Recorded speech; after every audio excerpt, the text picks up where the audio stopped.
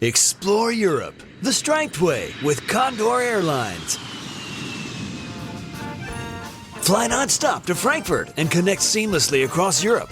From Venice to Barcelona to Budapest, your vacation begins the moment you step on board. With spacious cabins and relaxing service, Condor is celebrating 70 years of passion in the skies. Visit condor.com to learn more. Hi, I'm Steph, and I work at United Healthcare. When I think about United Healthcare's members, I think of my own family. My niece was diagnosed with an ultra-rare genetic disorder. I know how hard it is for families. At United Healthcare, we can make it easier. I'm Brian. I care because I know what it's like to not speak the language. It's not easy. Health insurance is complicated. I would say our job is to make everything easy for our UHC members. I work for United Healthcare. I'm committed to care. Summer weekends are all about family, sunshine, and making memories together. Before everyone arrives, I stop at my local Total Wine & More to pick up a great bottle. Maybe a favorite we already love, or something new to enjoy with dinner on the patio. With so many bottles to choose from, it's easy to discover something amazing. And with the lowest prices, it's easy to grab an extra bottle for the table. Not sure what to pick? Their friendly guides are always there to help. Find what you love and love what you find, only at Total Wine & More. Curbside pickup and delivery available in most areas. Visit TotalWine.com to learn more. Spirits not sold in Virginia and North Carolina. Drink responsibly. Must be 21. And now, here's the question. Hola, bitches. Good day to you and yours. All right, a Chinese tech company says it created an AI-powered pet translator that can turn your dog or cat sounds into human speech. Now, they say that the device translates with 95% accuracy, and that's a very easy claim to make when there is literally no way to disprove the claim. But even if the animal translator did work, honest to God, I'm not sure I'd want to have conversations with my pets. Seriously. Unless maybe I'm like the Montana family who was recently reunited with their cat that disappeared 2 years ago. In that case, yeah, it'd be interesting to hear what she'd been up to, where she'd gone, what the adventures were, why she didn't come home. Or maybe you'd want to have a conversation with the dog that stepped on a loaded shotgun and inadvertently shot a woman. Because that's the dog, honest, man, between you and me. Was it an accident? Who knows? The dog might just plead the fifth. And it's not just pets that I'd use the animal translator on. Now, two friends, they were in Glacier National Park when they were confronted by a growling grizzly bear.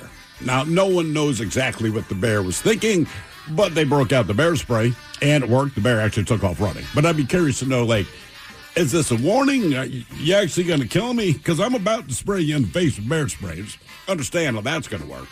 And meanwhile, we go to California, an 83-year-old woman. Maybe she could use an animal translator to find out what's wrong with the turkeys. She was left bloodied and bruised after being attacked by a gang of turkeys. Yes, I said turkeys. They actually ambushed her. Wait till you hear how they set her ass up.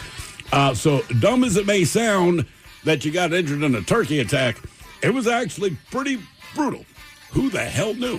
But that's what we're talking about today, because frankly, whether it's your animal talking to you or you talking about an animal, there's always a story to tell. So translator or not, we know you've interacted with people's pets.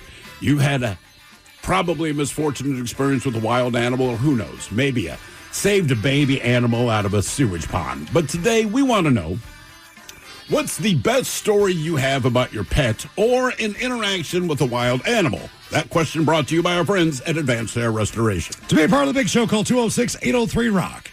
Like the Men's Room on Facebook, follow us on X and Instagram at Men's Room Live. Send your emails to the Men's Room at KISW.com, and now watch the show live on YouTube at KISW Rock. Explore Europe the striped way with Condor Airlines. Fly nonstop to Frankfurt and connect seamlessly across Europe. From Venice to Barcelona to Budapest, your vacation begins the moment you step on board. With spacious cabins and relaxing service, Condor is celebrating 70 years of passion in the skies. Visit condor.com to learn more. Hi, I'm Steph, and I work at United Healthcare. When I think about United Healthcare's members, I think of my own family. My niece was diagnosed with an ultra-rare genetic disorder. I know how hard it is for families. At United Healthcare, we can make it easier. I'm Brian. I care because I know what it's like to not speak the language. It's not easy. Health insurance is complicated. I would say our job is to make everything easy for our UHC members. I work for United Healthcare. I'm committed to care. Summer weekends are all about family, sunshine, and making memories together. Before everyone arrives, I stop at my local Total Wine & More to pick up a great bottle. Maybe a favorite we already love, or something new to enjoy with dinner on the patio. With so many bottles to choose from, it's easy to discover something amazing. And with the lowest prices, it's easy to grab an extra bottle for the table. Not sure what to pick? Their friendly guides are always there to help. Find what you love and love what you find, only at Total Wine & More. Curbside pickup and delivery available in most areas. Visit TotalWine.com to learn more. Spirits not sold in Virginia and North Carolina. Drink responsibly. Must be 21. Carpal tunnel syndrome, heart failure that doesn't improve with common medicines. These are some signs and symptoms associated with ATTR-CM, or the cardiomyopathy of ATTR amyloidosis, a serious heart condition with symptoms that get worse over time. Amvuttra, vutrisiran, is a prescription medicine given by a healthcare provider that treats ATTR-CM in adults to reduce heart-related death, hospital stays, and urgent visits. In a clinical study, Amvuttra was proven to help people live longer and have fewer heart-related hospital stays and urgent visits over 3 years compared to placebo. Amvuttra lowers the amount of vitamin A in your blood, which can affect vision. Other side effects include pain in the arms or legs, pain in the joints, and shortness of breath. These are not all the possible side effects of Amvuttra. For prescribing information, call 1-833-256-2748 or learn more at amvuttra.com. Ask your doctor about Amvuttra for ATTR-CM.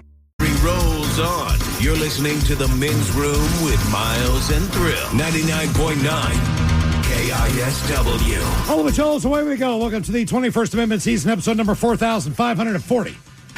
What a large and in charge program we have for you today on this wonderful Monday, guaranteed future repeat. Your guess is as good as mine. It's graduation season. Now, did your son graduate middle school? Is that a graduation? Yeah, it's a graduation. God, they have a kindergarten graduation. They have the 8th grade graduation, which is where he's at. And all of that is happening this week. I was at I don't even know what the hell you call it, that he did this morning. I have Wednesday night, then Thursday morning and Thursday night, and I would have had Friday night, but we have something we're doing on the show that was already in front of that. Yeah. So, yeah, every day of this week has something to do with them graduating 8th grade. I really thoroughly enjoyed my daughter's kindergarten graduation. Kindergarten, I loved it. They did a daycare one, which was cool. They did kindergarten, which was cool. 8th grade, I'm like, I'm happy high for school, you. look, I'm proud that my daughter graduated high school, both of them. Sure. But here's the problem with high school graduation. You can see all the people down there sitting. And the same thing with the college graduation. And they stand up one row at a time, and they start to march in. And now all of a sudden you're distracted because you realize there are 6 sections of seats. Yeah. We are on section 2 right now. We're 35 minutes in. This thing's going to take a minute. But the problem is that high school graduations, they treat it like Catholic Mass. It's going to be long. You're going to be quiet. It is going to be somber, in spite of the fact these kids should be super happy, right? But like kindergarten and 8th grade, this is a black church in the South. I mean, they are singing, they're dancing, they're having fun, you're eating food. I feel like 8th grade, too, or like kindergarten, like that's like you go to it and then you hang out at the house afterwards. Like high school, you got to plan the party either before or after. That's like a dinner. Right, because I just feel like once you're done with that day, like whoever's graduating wants to go do something with their friends. Yes, you do, Ted. I remember that vividly. This one, my one kid graduates, and one thing I hated about school was just giving rules and telling you what to do. Sure. Sometimes it just didn't make any sense to you. Even though I understand it in general, you listen to what the teacher says, you listen to what the principal says. Principal gets up there and goes, I would like everyone to refrain from cheering for their sons or daughters or family members. Mofo, shut up. So we can continue with the speed of this ceremony. And every parent up in the stands is just like, I'm cheering for my kid, bro. Suck it. Yeah. I mean, I get it for time. I do get it. But I will say, like, it ain't going to happen. Last one I went to was my nephew's, right? You're not going to shut up to Smith. You're not going to shut up that family. Well, I would have been good about it, but everybody else had been so loud. By the time we got to Smith, SM. Yeah. Yeah. But it's me, my buddy Sean, and then my cousin and her husband. I just go, when they say CJ's name, we're going 8 best. That's right. And they go, Yeah, understood. Yeah, exactly. Of course you are. Yes. It's your kid. Plus, you want your kid to know you're there and you That's care. the And- thing. right. That's honestly Because the look, thing. Like, hey, the man. first thing you see when it's weird. Yeah, when you sit down, whether you're at a theater performance or whatever the deal is, somebody at school, your kids are looking for you. That is the first order of business. You see them first. They are scanning the crowd, and when they see you, they give you a wave or acknowledge. When they're little, And they if- give you the wave. And if they don't do that, you're a terrible parent. Yeah, They don't care. that's the truth. I mean, that's serious. They don't love you. They can't wait to get out of the house. You know what? That is a good litmus test. Look, if your kid does a performance, right, especially from 6th grade down, and they don't look for you when they walk onto the stage, they don't like you. You've done something wrong, Right. as a parent. The single most important thing to them is that you are there. And you see kids Right. up there sometime.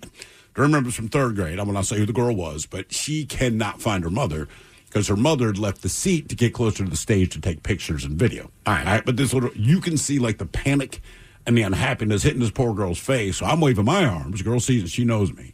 And I'm pointing down toward the front. She sees her mom and just relief. That's all. Yeah. Just absolute relief. All right. So a new look at college credentials shows just how uneven higher education is across the country. Business Insider ranked all 50 states using recent census data on the share of residents 25 and older who at least have a bachelor's degree, leaving out associate degrees from the main list, but analyzing them separately. As you know, college is not cheap anymore. It is incredibly expensive. If you so choose to go into a field that requires you to go to college, you do it. But a lot of people have taken other roads and been more successful than anybody who's ever been to college. Yeah, absolutely. So And sometimes you get screwed. 'Cause my brother, right, like Dean's List college kid, 'cause that's who he was, got his bachelor's degree in blah, blah, blah, blah, gets a job, and they're like, hey, man, you're doing a bang-up job. He's like, cool. We want to promote you. He's like, oh, man, thank you. He goes, but we can't. Like, what are you talking about? Because for the position that we want to promote you to, you have to have a master's degree. And my brother even said, but if you already think I'm qualified, why do I have to get a master's degree? And like anything with bureaucracy, because that's what someone at the top said. Yeah. So he had to go back to school. Granted, he got to go to Hopkins, and they paid for it, so it's on the house. And he has a master's from Hopkins, but he doesn't care. Because as he says, I did this to get paid more. I did not do this because I care. My brother had to do the same thing. To be a principal? Yeah. Correct. And they paid for it and stuff, but he had already been teaching for 10 years, but realized they're just like, well, if you want to keep progressing, That's it, right? you have to have this other degree. not only that, but they tier it by a pay scale. Yeah, they do. So like with my daughter, she's a teacher. And to get more money, she had to go get her master's. They didn't pay for that. You did. Somebody who looks like me did. Yeah, I was going to say. But she graduates at the end of July. I'm very excited because when she was in her college graduation was nixed by COVID. So now wait, she is teaching high school, correct? She is. She's a substitute teacher right now. She's trying to get in full time. So to get her the master's will get her full time? The master's, when she gets a full time job, will pay her more. Okay, all right. So it's like it's tiered that way, but whatever the deal is. Lucky you, man. Yeah. Dad, now if I get my PhD, right, then I get more money. Well, what about my money? Where did that go? Isn't that weird? She can make more money, and now you have less All I money. need is your money, and I can make more money. Ah, I'll be damned. that's a deal. What a deal. That's right. So, as you can imagine, when you think about education, when you think about states that are more centric in the number of universities, I mean, it's fair to say, look, if you live on the East Coast, there are a couple of states out there where, I mean, just look at Boston alone. As far as the schools that are in that one city. Sure. It's impressive. Even the state of Virginia. I will talk S on Virginia to the day I die. But as far as the colleges there, North Carolina. the quality. Yeah, so Carolina. Correct. I mean, think about just that one area in North Carolina. You got Duke, Carolina, Wake Forest. And in Wake Forest, I mean, these are great universities. And they're all within, 15, 20 miles of each other? Something, yeah. Then on the flip side, if you'd like to go this way, we have the states with the least college graduates. I bet you they have good food. Which is, again, these are the same list as, you could say, people with less teeth. Right, Whatever the deal is. Every time these lists come up, the bottom typically stays the bottom. The top, with a little bit of fluctuation, typically stays at the top. Now, the other one we got for you is we get summertime weather here in Seattle. They rank the 10 hottest weather states. No, we are not on them. But, well, I mean, Washington is Washington. It's a Mediterranean climate. It can be hot on the eastern side in the summertime. And in my mind, the weather's pretty good at times. But, man, when it gets dark and gloomy, it doesn't get cold. Right. But these are the 10 hottest weather states, ranked by average annual temperature. So those are your categories. Coming up with your guess is as good as mine. And today we're going to talk about animals, whether it be a pet experience, or a wild animal encounter. You're going to come in contact at some point in your life with an interesting animal story. For sure. You know? We start with this hiker in Montana. He said, I'm going to die. A tense hike in Montana's Glacier National Park turned into a terrifying close-range grizzly encounter. A stark reminder that one of America's most iconic outdoor destinations, also very much active bear activity. Alyssa Olsen of New Zealand and Mason Van Zeeland of Wisconsin. Wait, Mason Van Zeeland. Van Zeeland is from Wisconsin, but her buddy is from New Zealand. Alyssa is from New Zealand, yeah. Said fellow hikers had warned them about grizzlies on the trail before the encounter escalated. Again, they warned them that there were grizzly bears on the trail. All right, honest to God, out of the four of us in this room, we are on a hike. Now, multiple people on the same trail are warning us that they have seen grizzlies. Are you continuing? No. Yeah, I'm not either. I'm sorry. I mean, that's just... Unless I have to get out that way. But if I'm still on the way up on a trail, you know what I mean? Like, if it's not blocking my way out, I'm turning around. Like mountain lion, I probably keep going, right? Because chances are it's not stalking you. Chances are. Grizzly bear, no. Like, sorry, man. We are not hiking anymore. I'm not doing Dude, it. they have... yeah, it's a grizzly bear. I've hiked Say in no more. I've hiked in Banff, which is it's remote as hell. It really is. At the Jasper area, it's just there's nothing out there. It's the middle of Canada, but they have bulletin boards on all of the head trails that let you know all kinds of things. I read some of the funniest crap on these bulletin boards. Somebody likes to if you get to this point, don't go any further. I almost asked my pants. I ran down the mountain. He's up there, Or there was one that said, Paula, call your mom. you like just stuff like that. So they have these bulletin boards up, but they also have a bear list. And they strongly suggest that you do not go on these trails. Now, there's a couple telltale signs about bears. First of all, they like to clean their claws. Yeah. They kind of dig into things. So if you come up on a tree, on the trail, and it's shredded, and you can smell the bark in the wood, you know those are some fresh clawings, right? Yeah, the bear has been there. Yeah, and you can see the wood shavings on the trail. And you're like, hey, one's been here recently. Let's get the hell off this trail, because that's the kind of things that they put on there. So the fact that they already knew this, who knows? But the woman, Alyssa, described the moment when the situation abruptly stopped feeling hypothetical. Kind of joking, and then we hear a bear growl. And I was like, oh, no, this ain't happy times anymore, she said. Also can be heard saying, we're going to die. We're actually going to die. Holy F. That's the friend you want with you. Right. Van Zeeland said that was basically, the hiker said that they initially thought they might be able to wait out the encounter. One of the bears charged them and then ran past them. Okay. Like Olay. Kind of. Yeah, time to go, man. Yeah. Now, the other bear stood there and watched them and started growling. Hikers said they initially thought they might be able to wait it out, but the bears locked eyes. According to Van Zeeland, when he used the bear spray he was carrying, it definitely looked at us, and then that's when I let out a little spray, and it turned the other way and ran into the woods by the lake. Paris said they believe the two grizzlies may have been siblings. Both hikers said they're okay, but more people Why are sharing... do they care? You think they're brother and sister? Man, I do not care. It's two grizzly bears. Yeah, but that would be terrifying. Don't say. I mean, just knowing the size of a grizzly bear. Bear spray isn't 100% effective. What percent effective is it? I don't know. I just know I read a story recently where, basically the bear just kind of shook it off and still attacked a dude. So now it's like a dude on PCP. Right. But see, I'd rather, I don't know. I've heard bear spray being more effective than someone with a pistol. Not a rifle, but a pistol. But there was a guy, he survived, but he was attacked by a bear. So I pulled out my gun, and when it got close, it's like I shot the bear in the head. The bullet essentially just ricocheted off of its skull, and then the bear kicked his ass. Again, didn't kill him, but it's like, I shot it in the head, man. I just think if somebody says, hey, wait, there's grizzlies up this trail, you should know that. You just gotta take the L and just go, I'm not going up there. I agree, 100%. I mean, look, me and my uncle and aunt did it with bugs, right? Bugs? Bugs. Simple. We went, there's this famous area on Cape Cod, right, where Marconi sent the first transmission. Yeah. so that you could see that from up on this bluff, and then you can there's a little trail through the woods or whatever. And as we're walking over, it had just rained a little bit before that. We didn't really think about it, and these people said, "Hey, you guys should really put on bug spray before you go in there." And my uncle just kind of went, "What do they know? I walk in this trail all the time. I don't need bug spray." We couldn't make it 10 feet. They were all over. Oh, really? Right. So just even that, right? So if somebody said, "Hey, Bugs. there's grizzlies in there," No. I'm listening. Yeah. Heed the warning. Well- Bear spray or not, I ain't going up there. Hair Club, our boss, he's got, I don't know if he met this guy at Temple University in Philly or met him growing up in New York City, but either way, he is a traumatic eye surgeon. Oh, yeah. And he lives in Alaska. We're like, why in the hell would a city guy, either from Philly or New York, or wherever he's from, Think about it. why in the hell did he pick Alaska to do surgery on people with traumatic eye injuries? And the answer was grizzly bears. Bears.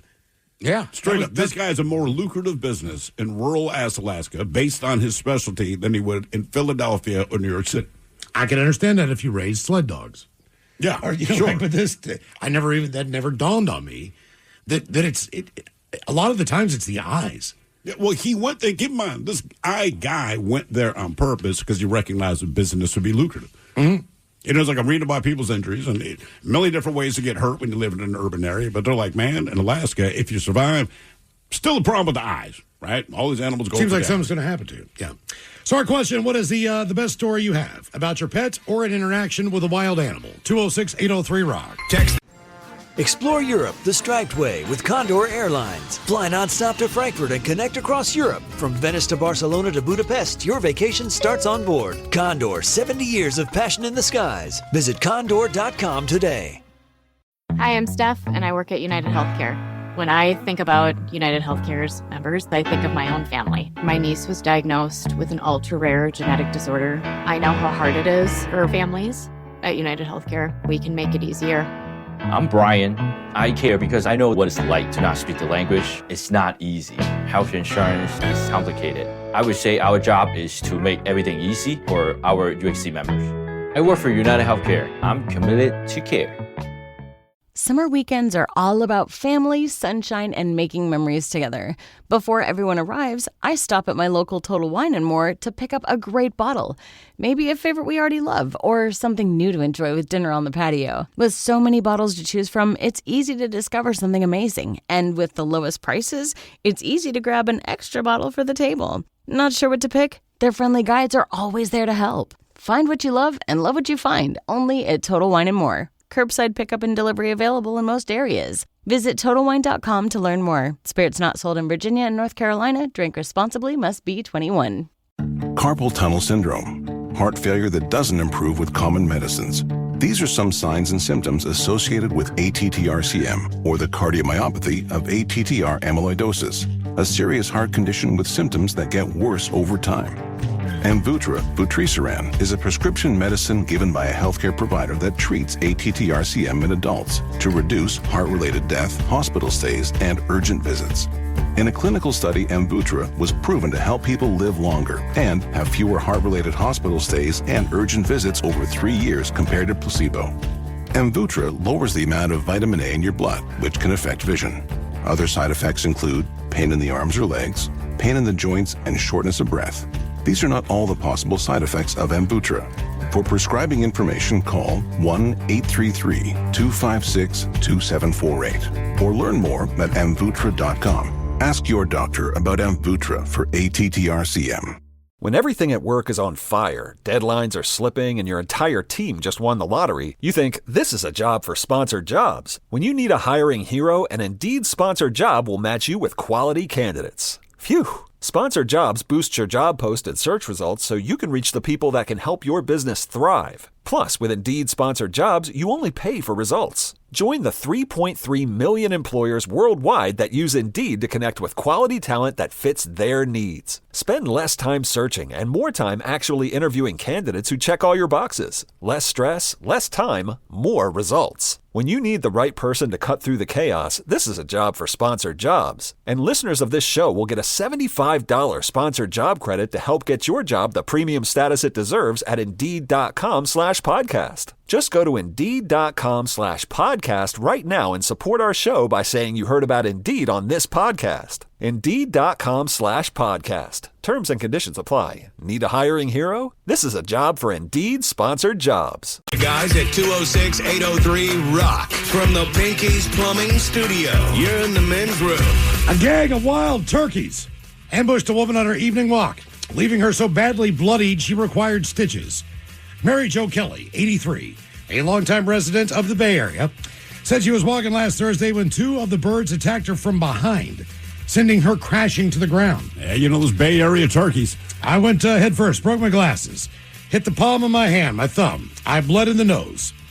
The frightening encounter left Kelly with severe bruising across her face that remained visible a week later.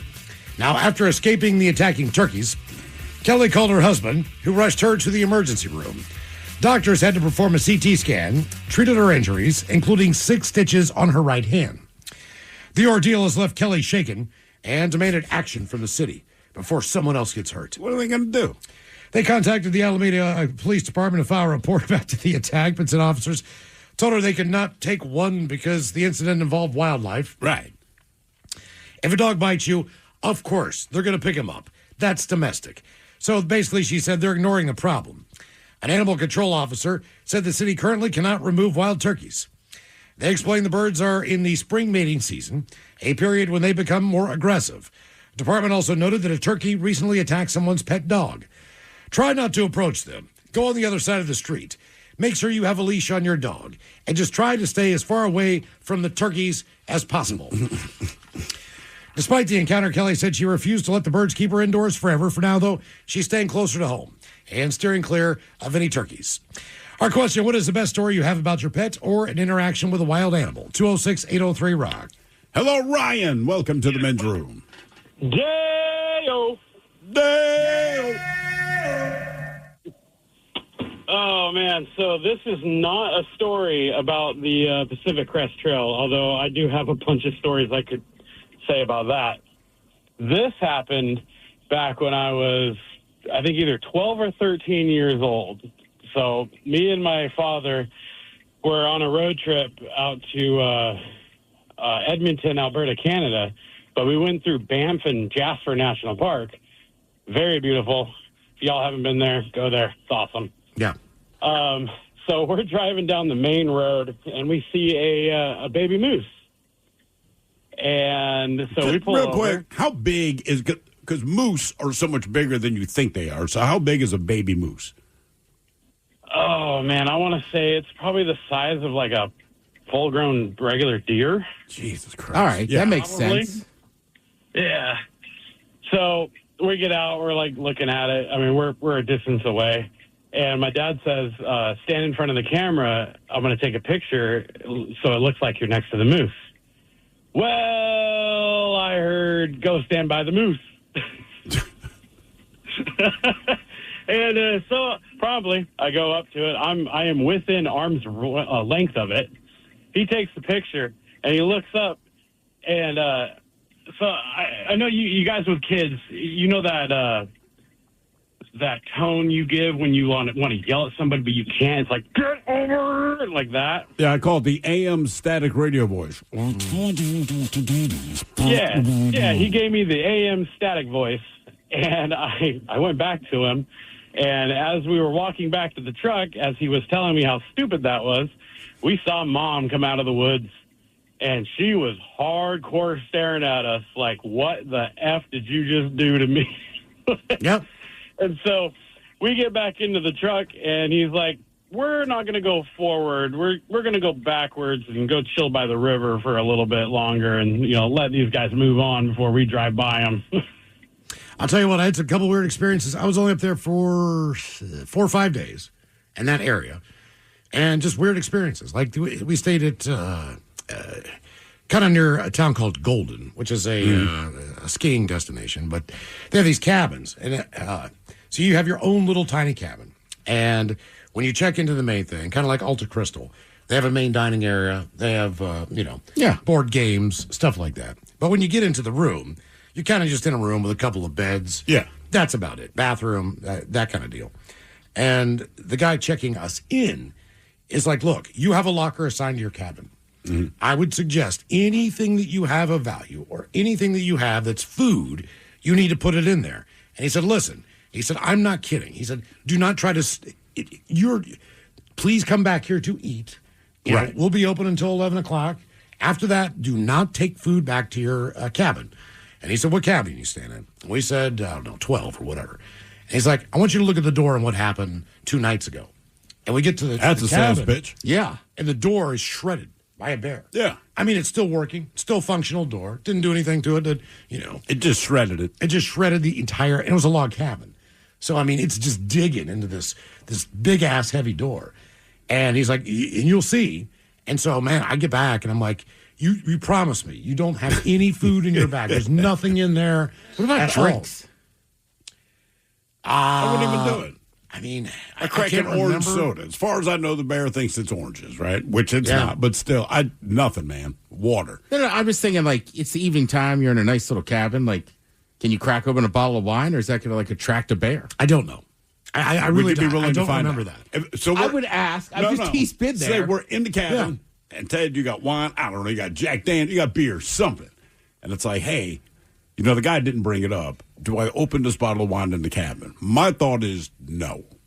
Mm-hmm. Just in case. Like I said, I would just ask. Yeah. I saw a It would be hard to be in that natural beauty in that cabin. But that's part of the fun of having a cabin. I saw a snow pheasant on a glacier. All right. Which looks the size of a chicken. Mm-hmm. And it's just you're on the glacier by yourself. There was nobody out there with us. It was just, we had the dog walking on the glacier, and all of a sudden there's this chicken. I mean, we're like, it's a snow pheasant. Right. After I took the picture, I asked somebody later. I was like, what the hell is this thing on a glacier? And then we were driving back and saw a family of lynx cross the road. That's pretty cool. That was really cool. I mean, they're not as big as I thought, but that is probably the only time I will see a cat in the wild in my life.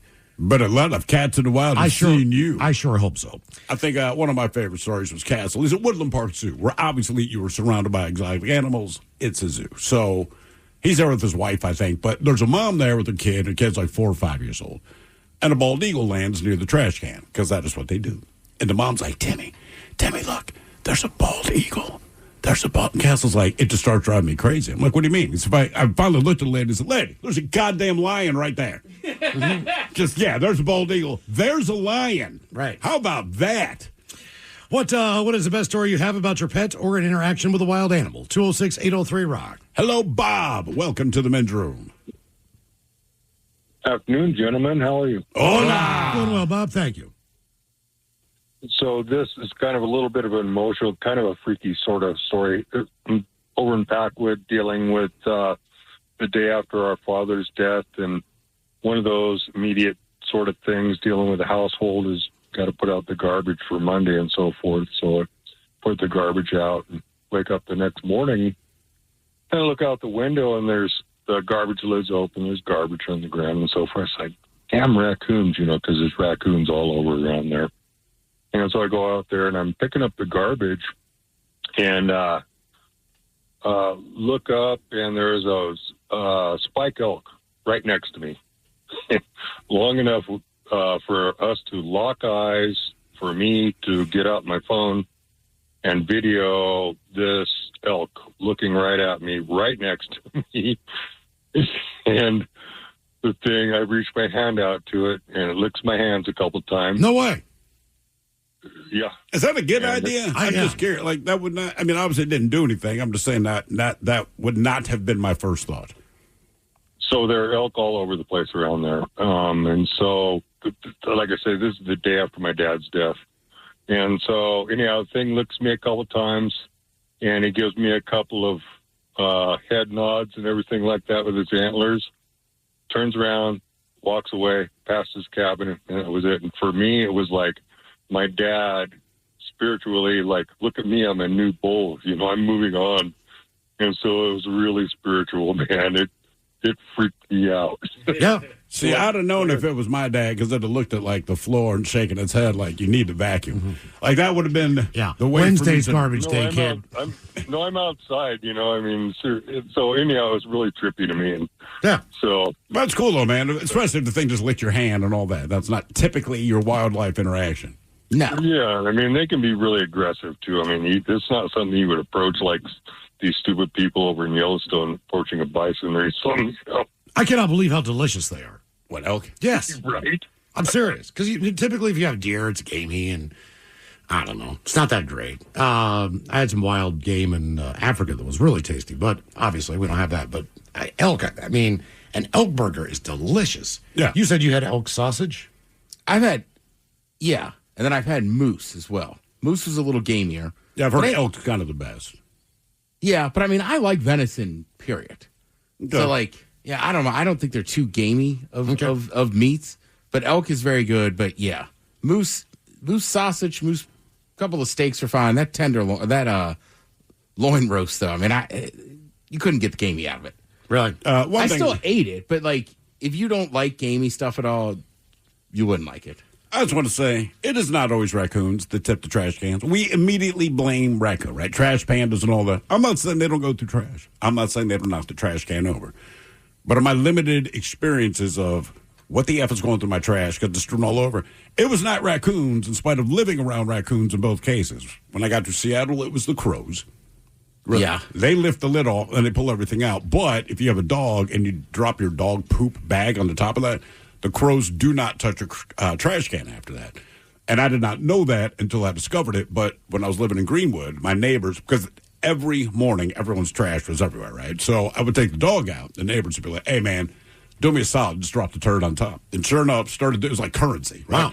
But the crows left the trash cans alone. When I was younger and we're living out in the woods, we just assumed it was raccoons. Our trash cans used to be behind the house. So every day there was trash everywhere. My father's losing his mind, and he's telling my mother he's going to kill every freaking raccoon in New York State, blah, blah, blah. Typical dad moves, right? So one night we hear the trash cans get tipped. So my father's like, I'm handling this S now because he wants to square now with the raccoon who keeps doing the trash. And it gets deadly silent outside. So my brother and I, we go out back to check on him, and he's like, don't move, go back in the house. We're like, and we realize it's not a raccoon, it's a skunk. And now the skunk's staring at him, and it's all hissy and jittery with its tail kind of shaking, right? And we're like, not a raccoon, dude. Anyway, my father gets in the house, but the skunk sprayed the house like 2 seconds after he got in. And then we stayed at a motel for 4 days. Yep. Just because it was that bad. Dude, look, you'll smell the skunk when it gets hit by a car or something like that, right? I mean, for miles. For miles. When it hits your home, like your walls mean nothing. You can it means nothing. Your house smells like a skunk exploded inside, and there's basically nothing we could do. So we tried to get through it the first night, but it's just one of those deals where everyone woke up like, this is so great. You start tasting it in your mouth. You know, that's all you breathe. So my father was finally like, God damn it, get a hotel. So we're there for 4 days. But after that, that's when we started keeping trash cans in the garage. But my point was, not a raccoon. See, to me, that's an imaginary animal. What's that? Skunk. Skunk? I don't believe it was. I don't believe like a porcupine.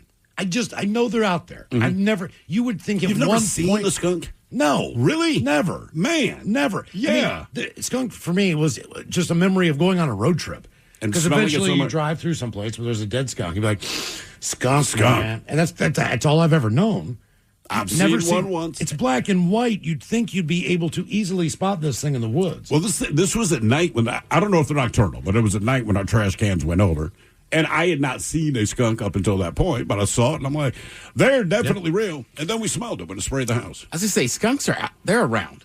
I don't know if they're nocturnal, but it seems like they're like the raccoons. Like they're much more active at night. And that's the other thing, man. I got raccoons living in my yard, and they never touch our trash cans. They walk by, and none of the neighbors. I'm telling you, raccoons get a bad rap, man. They are not responsible. Oh, skunks are nocturnal. That explains why they're so active at night. Okay, all right. That explains it. What is the best story you have about your pet or an interaction with a wild animal? 206-803-ROCK. I mean, seeing a skunk's one of those things like seeing a wild cat. I just feel like by the time you see it, you're already in danger. Yeah, you're probably closer than you want it to be. He's scared. Like, I feel like you're going to get sprayed. It seemed to me that it's more your behavior. at the point that you're confronting each other.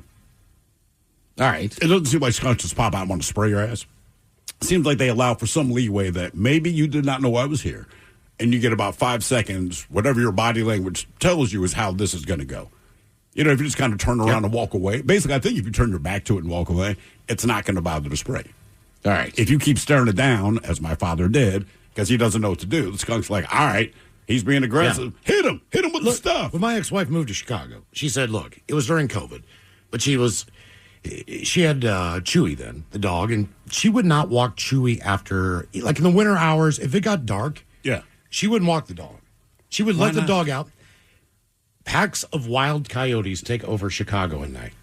What? Yes. This is a thing. Downtown. So I guess if you live there, you know this. In the city, yes. They are everywhere. And apparently they roam the streets at night, which keeps a lot of people inside, which keeps things a little bit safer. But, I mean, these are hundreds of coyotes that are pretty good size because they're eating like a raccoon in a dumpster. Right. So they're not like a thin one. These are fat-ass big dogs. All right. That are running in packs downtown in the middle of the night. Okay. Yeah. So I was like, you got to be kidding me. Downtown Chicago. It's like they're everywhere. That is insane. Yeah, I would not have known that. What is the best story you have about your pet or an interaction with a wild animal? 206-803-ROCK. Hello, Matthew. Welcome to the men's room. Hola, bichola. Hola. So my story, I got treed by a Kodiak bear. What do you mean treed? Treed. Well, I was logging outside of Kodiak, Alaska on a remote island and tree to get out of the bear's path. He was running directly at me. So did he run you over? Well, that's why I climbed the tree so he wouldn't run me over because I was about 2,000 pounds, no, maybe 1,600. Oh, 1,600. Now, can grizzlies climb as easy as black bears? No, not these big bears. And the tree I was going up, he wouldn't even try that. He wasn't after me. It was crazy. I was running a chainsaw, and there was guys working way up on a hill about 900,000 feet up above me on a hillside, and they could see the bear behind me walking towards me. And so when I shut the chainsaw off, I heard him yelling, and I couldn't quite make out what they were yelling, and it finally dawned on me they were screaming bear. So I screamed where, and they screamed behind you, and there was like an embankment behind me. So I looked over the embankment, and he was running straight up it, straight at me. But he was close enough to where I could see the size of his head. How far away do you think this bear was? At that point, 50 feet to 100 feet, 50 feet. And then how long does it take to close that distance? For him, it was seconds. I was probably 20 feet up the tree directly behind me when he ran by the tree and me, that I was going up, and I continued to go up so I got as high as I could go, and then he went through the bushes and up until I lost sight of him, basically. Did you feel more comfortable based on the fact you had a chainsaw in your hand?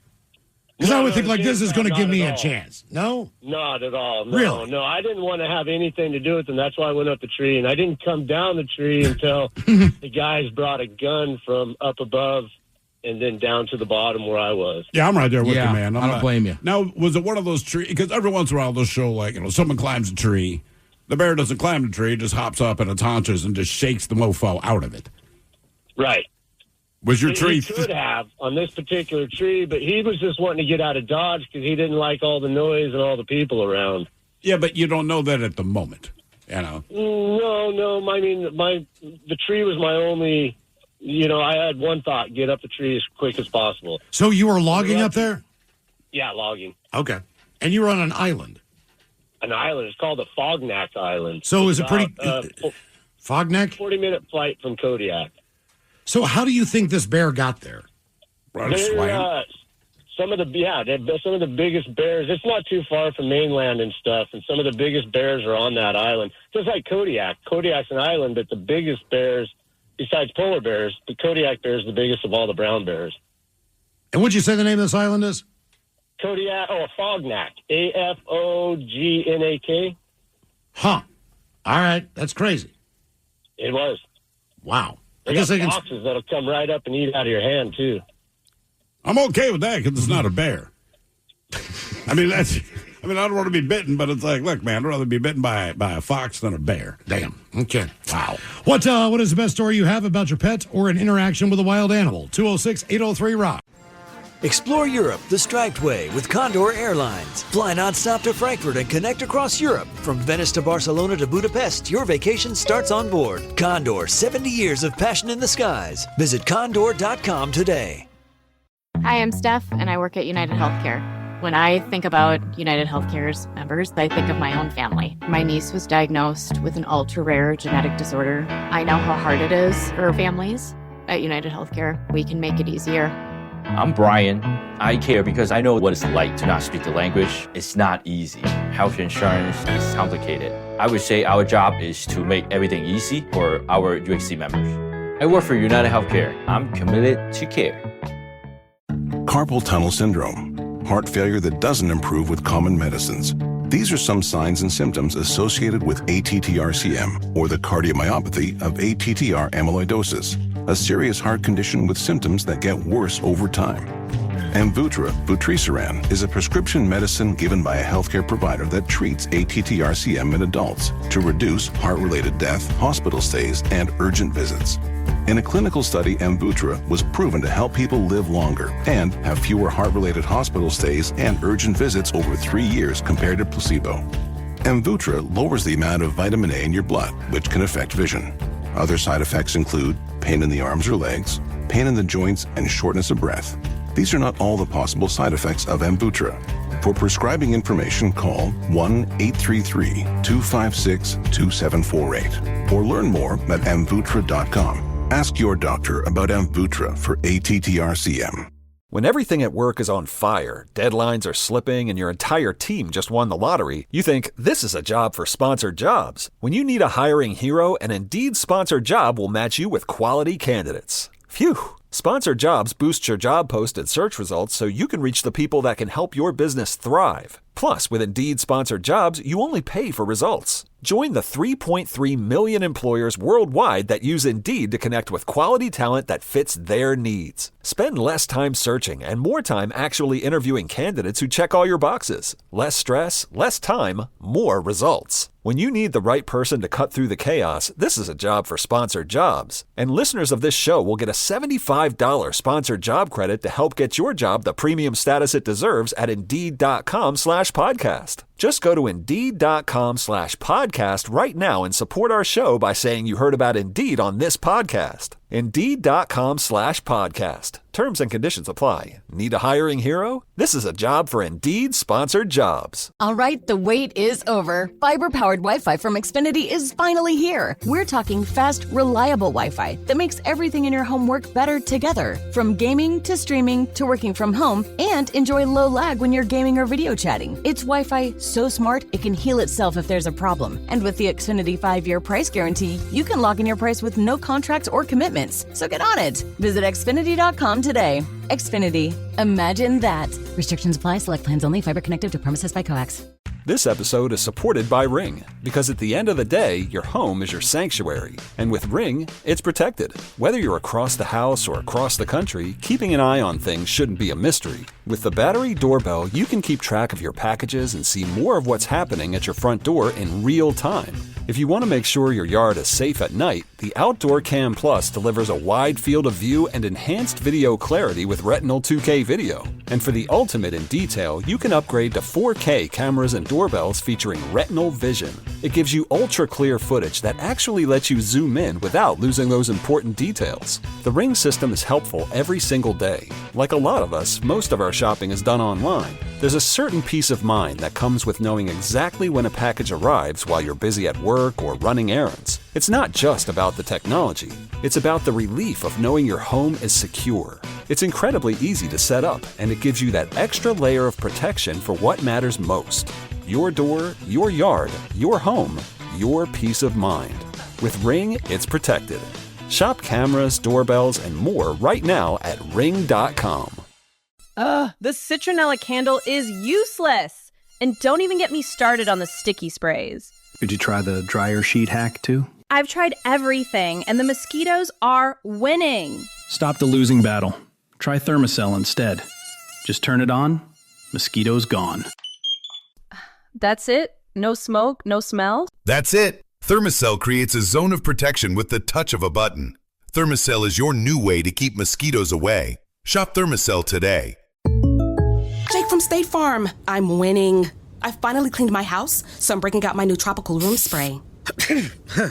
Keep winning and create an affordable price just for you by bundling your home and auto with the State Farm Personal Price Plan. It's like your own personal paradise.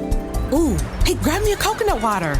Bundling, just another way to save with a personal price plan. Like a good neighbor, State Farm is there. Prices are based on rating plans that vary by state. Coverage options are selected by the customer. Availability, amount of discounts and savings, and eligibility vary by state. The shenanigans continue. This is the Men's Room with Miles and Thrill. Dog has been rescued after being swept off rocks on the New South Wales far south coast. The canine swam 800 meters to safety on a nearby island before being rescued. 800 meters? How far is that? About 2,500 yards or so. Okay. Which is... it's over a mile. Really? Damn, yeah. Rangers are now looking for the dog's owner. The large brown and white pooch was found on Snapper Island. Snapper. Volunteers from the local marine rescue were alerted to the dog in danger around noon. Received 2 phone calls, one from a number of the public at Observation Point, the other from National Parks. They said there was a dog that had been washed off into the water and was swimming out in the middle of the ocean, about 200 to 300 meters offshore at that point. So they assembled a rescue team. The effort included the rescue vessel Bateman's Bay, which was tasked with investigating the incident. Then they also had a rescue jet ski capable of accessing the shoreline. Calls also put out to private vessels in the area, keep an eye out for a swimming dog in distress. When the crews arrived, the dog had swum all the way out to Snapper Island. It would have been a fair swim out there. The dog was swimming around for about 20 minutes to a half an hour before it made it to shore. 2 volunteers on jet skis went ashore, tried to encourage the dog to safety, but it took a little time. After an hour of chasing this thing around the island, they finally were able to coax it back to the vessel with some food and bring it back. The only problem is they just don't know who owns the dog. They're going to see if it's microchipped, but so far, no luck. They chase the dog around. Like, guys, break out a piece of bacon. Yeah, on the start, like just break out a piece of bacon. That dog will come to you. What is the best story you have about your pet or an interaction with a wild animal? 206-803-ROCK. Hello, Bill. Welcome to the Men's Room. Hey, long-time listener. Appreciate you, Bill. Show. Thank you, ma'am. Okay. Well, basically, living in the dirt, back on a dirt road in a big loop, and had a bear kept on coming in. What kind of bear are we talking about? Black bear. I'm down here in Port Orchard area. All right. And, well, my son has a trailer there with his young child. We're staying there at the time. Well, the trampoline, we had a trampoline out there. Trampoline was 20 yards from their door. The bear was coming in at night, sleeping underneath the trampoline. Oh, that's cozy. My little grandson sometimes, instead of going to the bathroom, he'd just sometimes come out to the walkway there and take a little tinkle in the bush. And so we noticed what was going on. So I set up a tree stand in my backyard and waited for that bear to come around during hunting season. And I tagged him, and he took off in the wooded area nearby our house. So we just did some walking on the road, and then we can hear him moaning. And then I had my son with me. Yeah. Oh, he was just moaning. God. And I had my son with me. He was 31 at that time, and he said, "Well, let's go in and get it." I said, "No, the woods is his territory. We're going to wait till he does a death moan." And I couldn't stop him. He started going in, and I said, "Well, you ain't going by yourself." I said, "I'll follow with you." We went a little bit, and then we said, "Okay, let's get back out to the road. We'll get some coffee, and we'll sit out here and wait for him to pass on." Well, all of a sudden, the bear comes out of nowhere. The moaning stopped. You think I'm dead, mother? Oh, yeah. We tried to take another shot at it. Actually, it was archery I was shooting with, because we can't, in this area, we can't shoot anything high-powered. And I left my pistol back at the house, like a dummy. So you were during a tree stand, so you hit the thing with an arrow? Yeah. I shot it originally with an arrow, and it was a good shot, but he was a tough bear. He wasn't ready to go. And so it turned and charged my son, took my son down, kind of good, a little good chunk on a little bite on his leg. Luckily, just puncture holes, but went after his face. And my son had one hand on the bear's neck, and the other hand, he was just swinging away, punching. I went over to go hit him with my bow, and I said, well, if I miss, I'm going to hit my son. So what do? Luckily, I was a wrestler for 4.5 years in school and in college, junior college. So you put him in a bear hold.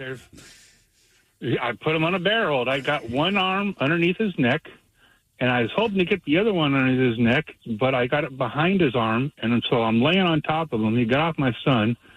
I'm laying on top of him, and I'm like, okay, what do I do? And he's not wrestling around too much because he's wounded.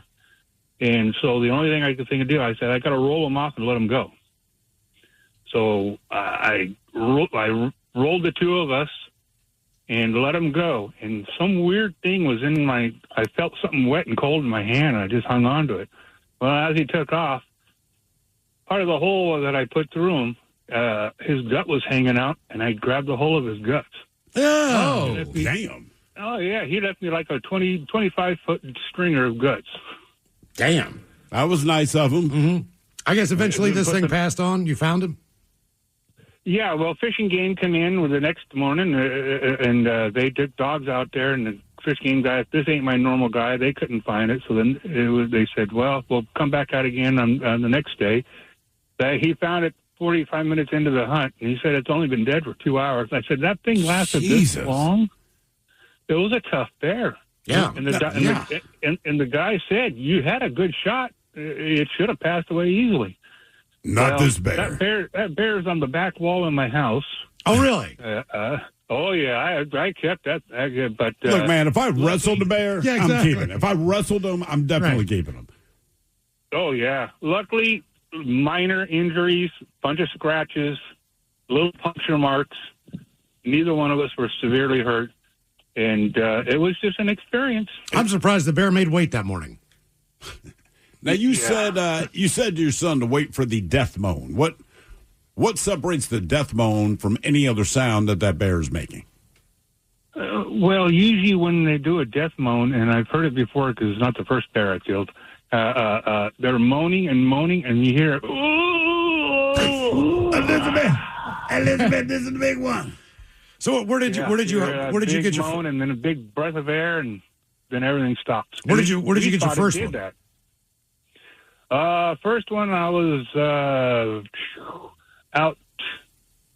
Actually in the same area, right in the same area, right here by my house. But my neighbor's got more property in the wood areas behind his house, and he lets us hunt there. Okay, all right. What do you do? What do you do with the carcass when you're done? I shred up the meat, make a lot of sausage, get some of the steak, and a roast or two. Okay, all right. You got to remember, you can't on a roast. You have to cook the roast first before you put it into a stew, because if you don't, you end up having a pure grease pile. They're that fatty, huh? Yeah. Oh, It's yeah. a bear. Yeah. Okay. Well, I know. I mean, come on, man. I understand an outer layer of fat, but like Yeah. anything else, I mean, like when you but get to it's the a meat, bear. Yeah, you weigh a lot of fat on the bear. That's crazy. Bear wrestled a bear. I mean, look, even if first his son's boxing him. Now you're involved in a ground game. But I understand the son boxing because he's being attacked, you know? But I'm just thinking like, all right, well, yeah, I wrestled in high school. It's like, right, but you also wrestled people. But it ended up working. But the bear was like attacking his son. I know. I feel like that's the only reason he wrestled him. See, kids, that's what you do. We end up making really bad decisions like, I'm going to wrestle this bear for no reason other than it's attacking my kid. Yeah, right? If that's your buddy, it's like, that's how my buddy died. Oh, Ted, man. Right? You got any last words, bro? Oh, no, he's attacking him. No, you're right. I mean, honestly, and I even told my wife, I said, look, I'll try to help you out with the wild animal unless it's a shark or a chimp. She goes, you have exceptions? Like, what am I going to do? I said, look, if you're getting attacked by a shark, presumably he's not going to eat you. So what I will do is grab whatever body parts have not been dislodged and I'll pull you on the boat. If it's a chimpanzee, like, look, man, they got a different kind of game going on. You know what I mean? They try to rip off your penis. And that's like the first thing before they even get around trying to kill you. So no, I was like, I'm not trying to help you. Sounds to me like bears go for the face. So what would be the last word your friend would hear? Like, can I have your sofa? I don't. I'm just saying. If it's just a friend and like there's a bear mauling them, I don't know if I'm going to try to wrestle the bear. But I can imagine if it's a relative or like a kid or something. That's. I think that's the only reason that guy was like, "All right, I'll try." What's the relation of the relative? All right, because you could say parents, but our parents are getting up there in age, and they go like, "Eh." What about third cousin? No. No. I had to think about it for a second. Second cousin? I don't even know what Yeah, I guess. I mean, I guess technically I have some second and third cousins that I just call my cousin. Right, but some of those I like better than some of my first cousins, right? So depending on the first cousin, you know who you are. Like, bro, I'm just going to watch you get mauled by a bear. Other cousins, a little more distant, but like, I got your back. You know what? Whoever ended up ordering Olive Garden instead of having barbecue at my aunt's funeral in October, November, like, no, I'm letting bear attack. Going down. Yeah, like I have one like second or third cousin. I consider him a cousin, but like it's kind of dark. But because of his own demise, like he is not doing well. Okay, he's getting eaten by that bear. What about your brother? Brother, I'm saving. Okay, yeah, brother. That's what I'm saying. Even this cousin, I'm thinking about his brother, probably saving him. But him, he's got out. Yeah. Yeah, like, sorry, man. Right. You can figure out how I feel about you when you get attacked by a bear. What's the best story you have about your pet or an interaction with a wild animal? 206-803-ROCK. Would you go on that game show? All right, we have 8 relatives, all right? As far as you know, you are close with all of them, or at least you don't have any past history of blah, all right? Now, we're going to unleash this bear in this room. Who do you think is going to save you? You know what I'm saying? Out of 8, how many do you think would spring into action? I can think of maybe 2. Give me 8 relatives that are not my immediate relatives, but just some cousin or aunts and uncles. I can think of 2 that would jump in. The other 6, not because they don't like me. It's just how they. Oh, look at baby boy just getting mauled by that bear. Oh no! Oh, look at him fight. That's how my. Look at little Steve. He keeps throwing little punches like he's gonna do something. Right, he was pressed into action because it's his own son. That's it. But I'm just like, man, if it's just me and my buddy and we're getting through a mauling, like, oh God, he's you're gonna going die. I'm gonna go get help. Right. We should have brought 2 guns. Hello, Steve. Welcome to the men's room. Hola, bitch, hola. Hola. How you guys doing today? Doing great, Steve. Yeah. So, man, all these bear stories, I'm starting to reconsider my course of action yesterday. What was your course of action yesterday? TV. Well, it's like 6 o'clock, still broad ass daylight out, and I got a 17-year-old orange cat. I live out in the cut. You know, we're out in 2.5 acres, sitting on 2.5 acres, and a cat comes racing in the house, and he's all sketched out. You know, looking this way, looking that way. He runs down the hallway and looks out the sliding glass door. I said, "Oh boy, something's happening." You know, big dog in the yard or something, but that don't usually happen out here. You know, so I go to my dining room, and sure enough, big black bear right out underneath my bird feeding station. Underneath your bird feeding station? Yes, sir. Okay. Well, it's a bear feeding station now. How's that? It's a bear feeding station. Well, it's been that before. You know, I like feeding birds and raccoons, squirrels, and the occasional bear. Well, this time there was 2 of them. This is the first time I've seen them before, and I've seen them, you know, they root through my trash, get in my trash cans on occasion. Do you chase them away when they're doing it, or you just let them finish? I try to chase them off, and so I grab my camera first and snap a picture of them, because of course I want to post them on Facebook. Sure. You know? I'm not stupid. Yeah, come on, we get that affirmation, brother. No. Wait a minute. Here comes the stupid part. Then I grab my BB gun, my pistol CO2 BB gun, and I race outside. And I think he saw me when I was snapping the picture, because by the time I got back outside, they were doing duck lips, throwing up peace signs. Trill, you crack me up every day. Oh, thank you. Yeah, yeah, they were posing in the bird bath, you know, doing the thing.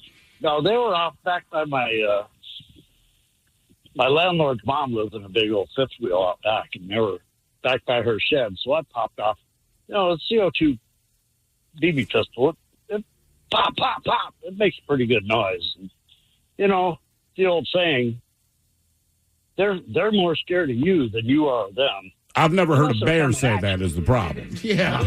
Yeah, humans. If a bear tells me that, I'll be like, bro, I didn't know, but I've heard that, yeah. I didn't know. Yeah.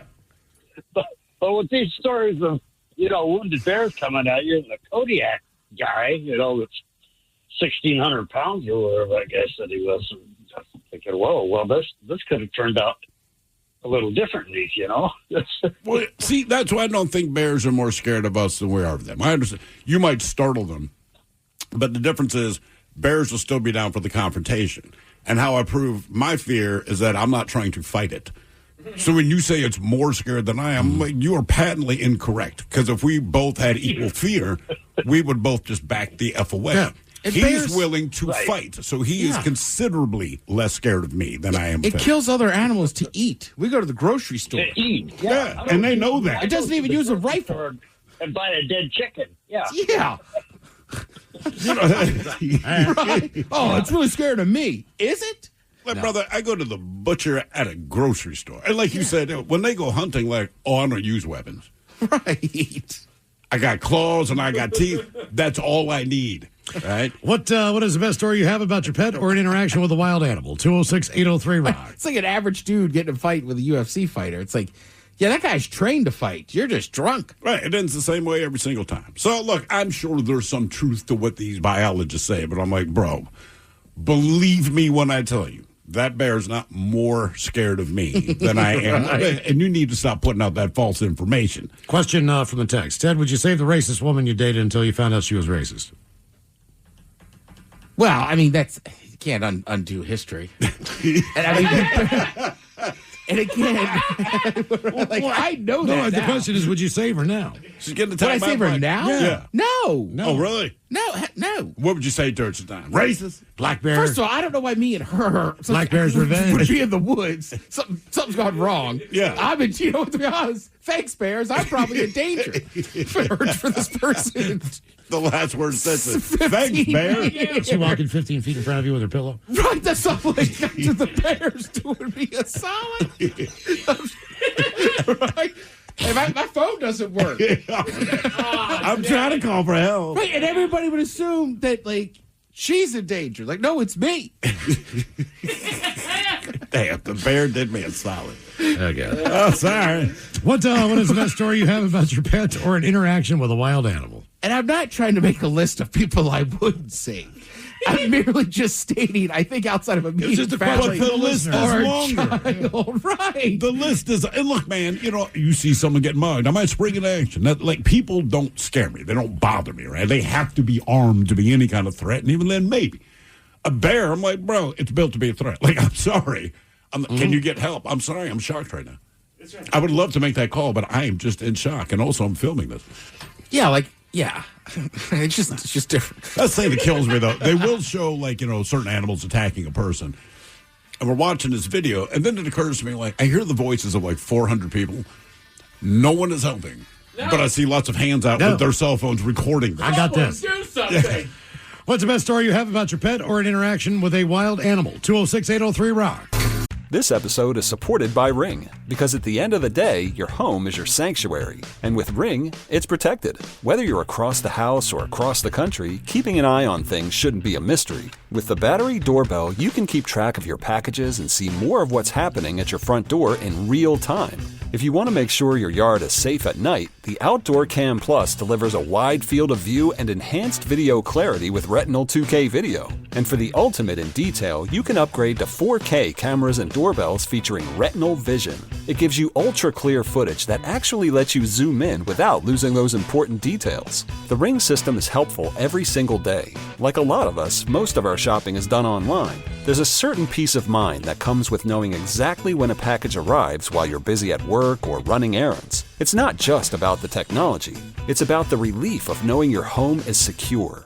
It's incredibly easy to set up, and it gives you that extra layer of protection for what matters most. Your door, your yard, your home, your peace of mind. With Ring, it's protected. Shop cameras, doorbells, and more right now at ring.com. The citronella candle is useless. And don't even get me started on the sticky sprays. Did you try the dryer sheet hack too? I've tried everything, and the mosquitoes are winning. Stop the losing battle. Try Thermacell instead. Just turn it on, mosquitoes gone. That's it? No smoke, no smell? That's it. Thermacell creates a zone of protection with the touch of a button. Thermacell is your new way to keep mosquitoes away. Shop Thermacell today. Having insurance isn't the same as having State Farm. It's like needing a lawyer, but getting some guy who just watches courtroom dramas. How does the defendant plead? Guilty. Wait, what? Also, objection. You object to what? Erroneous. Counsel, approach the bench. Hey, can I get a whack at the gavel? You wouldn't settle for just any lawyer, so don't settle for just any insurance. Get the real deal with State Farm. Like a good neighbor, State Farm is there. Quick stat for you. Phoenix tourism is up 23%. Hotel occupancy is at 89%. And a developer called Intersection Development, who already has 15 properties live and operating on Roosevelt Row in downtown Phoenix, has purchased the land for what might be the most interesting hotel project in the country. It's the first ever Atari Hotel. And before you write that off as a novelty concept, consider that the gaming industry just crossed $450 billion.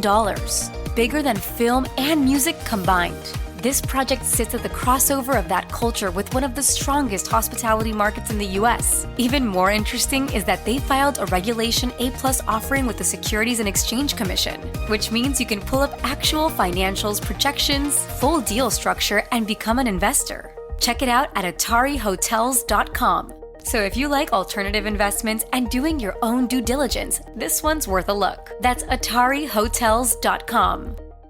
Graduation and the States with the hottest weather coming up with your guess is as good as mine. In the meantime, our question: what is the best story you have about your pet or an interaction with a wild animal? 206-803 Rock brought you this one last week. A woman sitting in her car at a red light got shot in the arm, and police in Scotts Bluff, Nebraska, quickly identified the shooter as a dog. Police say the dog was in the backseat of a vehicle parked at the gas station. Its owner goes inside. The pooch evidently bumped into a loaded shotgun in the vehicle. The blast went through the vehicle door, hit the woman at a nearby traffic light. She had her arm out the window, hit her right in the shoulder. Got you, bitch. She was taken to the hospital with injuries described as non-life-threatening. Authorities have not announced any charges as the investigation continues, but that could change, believe it or not. What is the investigation? Guardian notes it's illegal in Nebraska to have a loaded shotgun in your car. Illegal, you said? Yes. But then what's the investigation? You had a loaded shotgun in your car. Right. And we know that because your dog stepped on it and shot someone.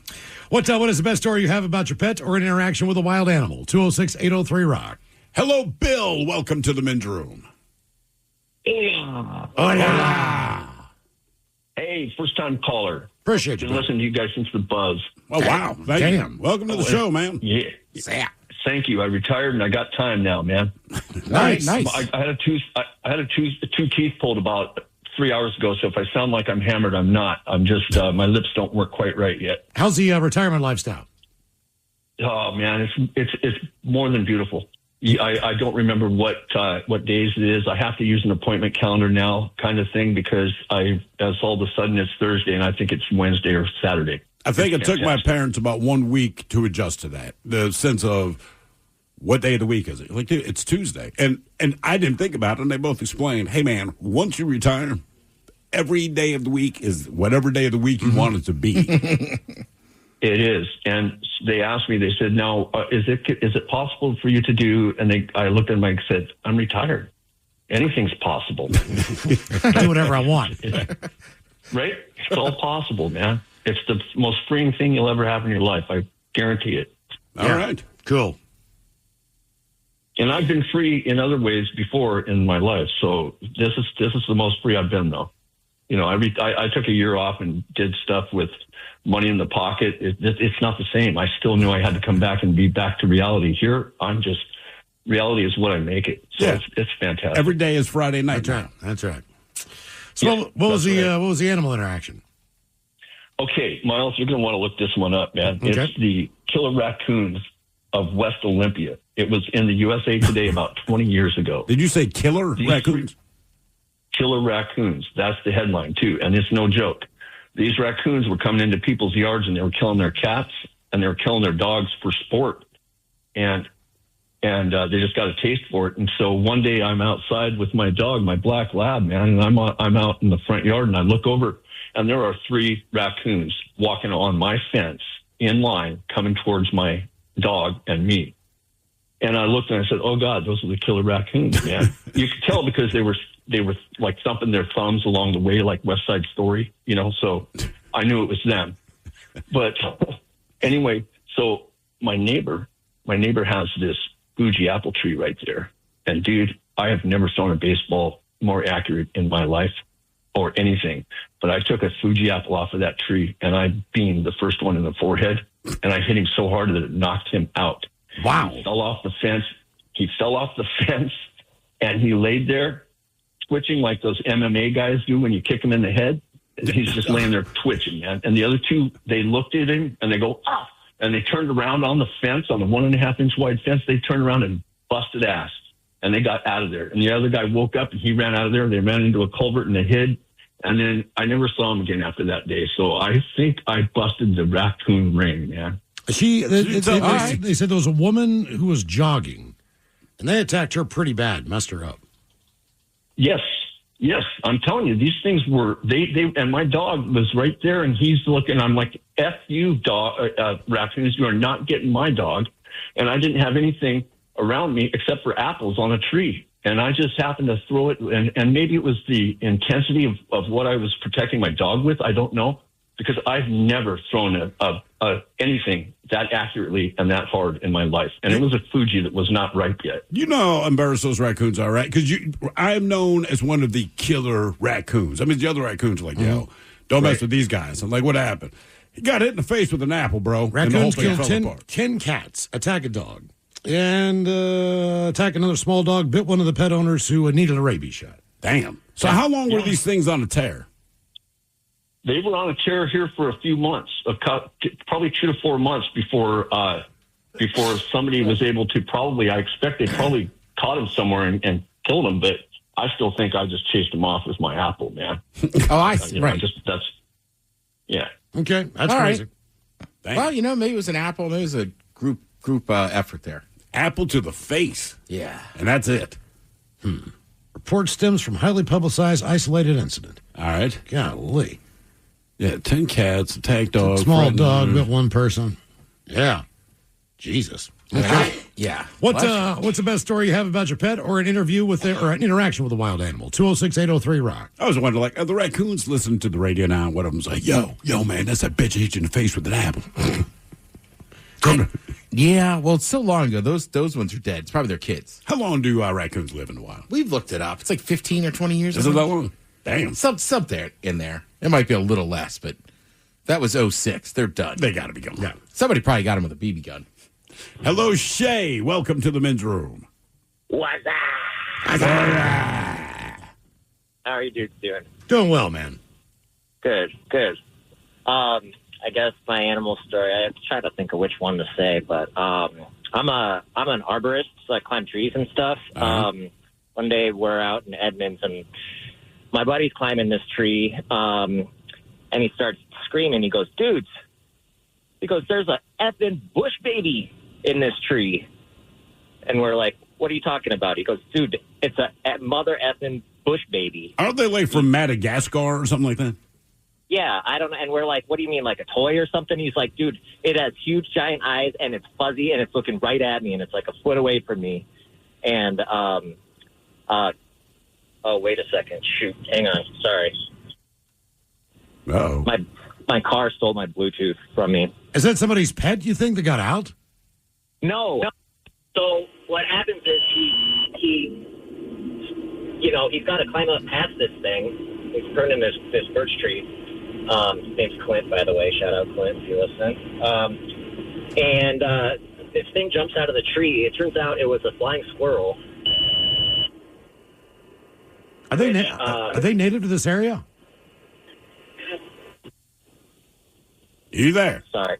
Yeah, Yeah. there's a lot going on. My stupid Bluetooth Are they native to the area, flying squirrels? You know, I looked it up while I was waiting. There's actually... This episode is supported by Ring, because at the end of the day, your home is your sanctuary. And with Ring, it's protected. Whether you're across the house or across the country, keeping an eye on things shouldn't be a mystery. With the battery doorbell, you can keep track of your packages and see more of what's happening at your front door in real time.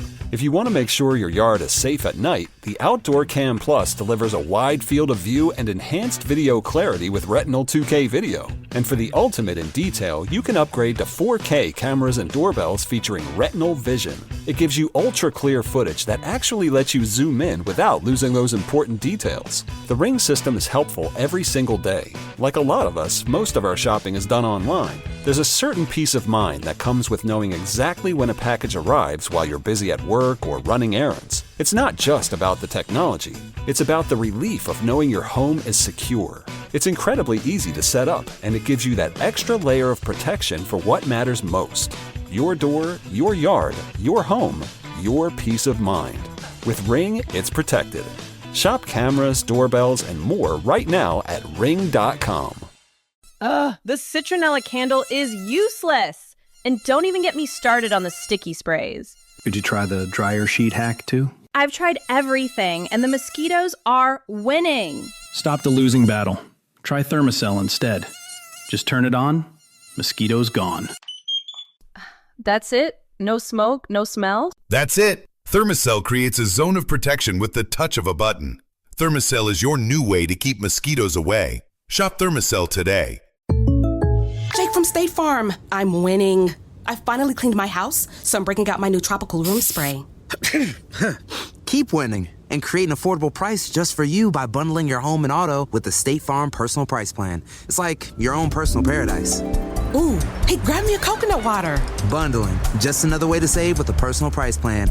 Like a good neighbor, State Farm is there. Prices are based on rating plans that vary by state. Coverage options are selected by the customer. Availability, amount of discounts and savings, and eligibility vary by state. Quick stat for you.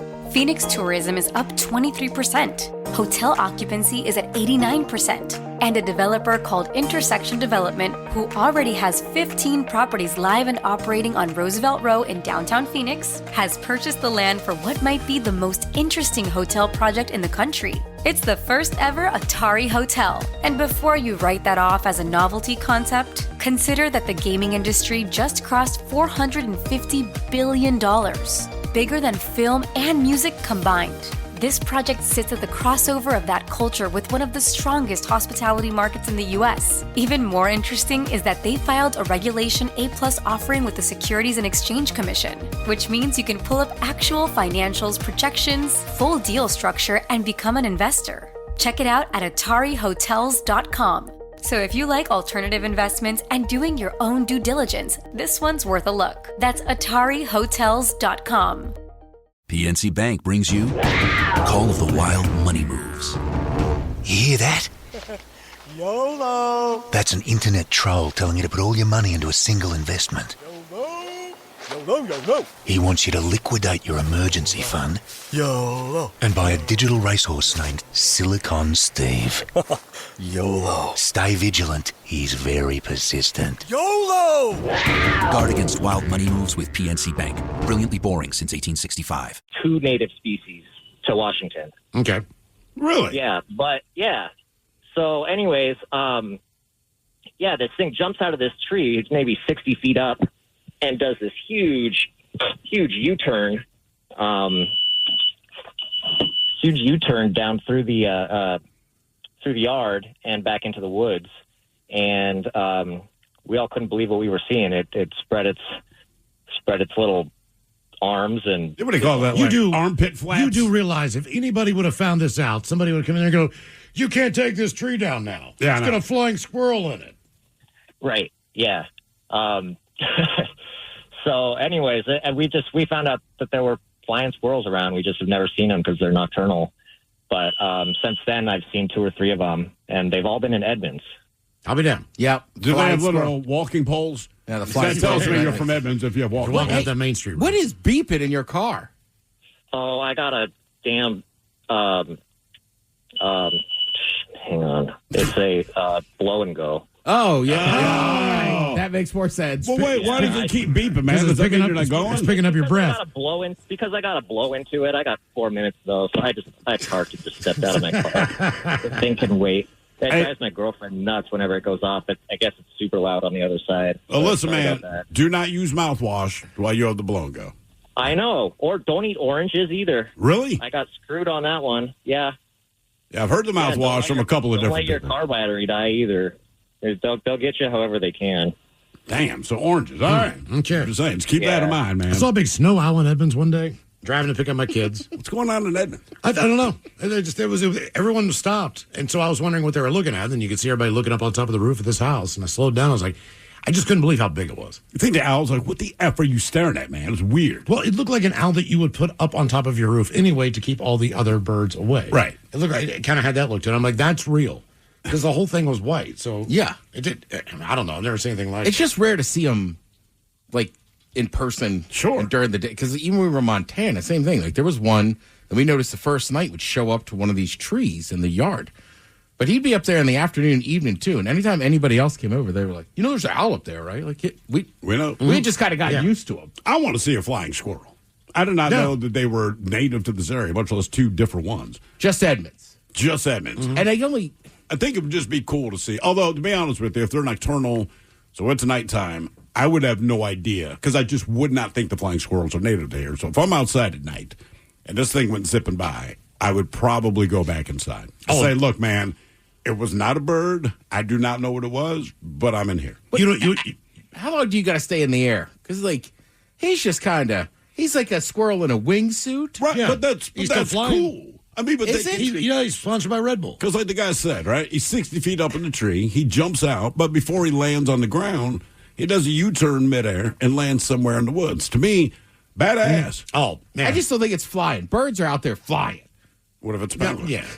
Well, speaking of cutting down trees, you got to come to Fremont. It's just going to piss you off. They're putting in a brand new apartment building, right? Are they taking them all down? Where the funeral home used to be? Yeah. I mean, these are like 100-year-old trees. They have no problem putting a sticker on like, we're cutting it down. Progress is coming. Because here's how it works in Seattle. If you're a developer and you have money, you cut them down after the fact. Like, what's our fine, right? But as just normal civilians, we don't just have 10 grand to give you for a tree. Again, it's growing at a 45-degree angle, but the geniuses then are, what do the guys say? So they and like I said, there's two different groups of arborists. There's competent ones, and then there's ones that Seattle pays out to tell you that you can't take down the tree. So this idiot comes out. The tree's 75 to 90 feet tall. It is growing sideways. You can see the roots coming out of the ground. But the very, very tippy top, maybe the top 3 feet, were facing straight up. So he says, hey, you look at the top there. It's starting to right itself. And I'm like, okay, this is the equivalent of I'm about to fall off of a cliff, and your infant child is offering me his hand. Like that. That's what you're telling us. Because we were like, bro, I don't think you understand the weight of the tree. But he, quote unquote, was an arborist. What is the best story you have about your pet or an interaction with a wild animal? 206-803-ROCK. Those trees by that funeral home were great, man. I've sat in that grass plenty of times. Well, you won't anymore, Ted. Well, look, man, progress. I just got my tree trimmed by a professional tree company. And they're like, look, we can't take any branches down that are bigger than 2 inches in diameter. Yeah. So, there's branches all over the power lines and all the stuff like trucks hit them. Like, nope, can't take that one down. And it's but I'm like, but you can take down 400-year-old trees, in an area where you could trim them back and still build your building. We wanted to take down one tree because we didn't want people's houses to get destroyed. They wouldn't let us do it. The tree came down, destroyed people's houses, whatever. But keep in mind, in that time, they had taken down the 300 trees that were across the street. Oh, for the light rail. Just obliterated, man. And I'm like, really, man? These trees, I understand you got to put in the light rail. I understand that. But I guess my point was we are literally across the street from where you ever moved these trees for this one. And they're like, well, it's one of 6, they said, in the state. And I'm like, I don't know. Have you ever seen Aerial America? You think it's a weird power trip like HOA or something? I do believe it is because you cannot possibly be this stupid. Of the tree. And I'm like, based on Aerial America, you're telling me when they go over Western Washington and it's just this green canopy, you know for a fact there's no more of these things out there. That's what you're telling me. And also, just so you know, we'll have 400 frickin' pine cones from this tree. So if you would like to plant another one, you can do that. That seems like that's the right idea. Plant some new ones. But we all kept the pine cones. These pine cones were so massive. Like, you just kept them because it's crazy how big they were.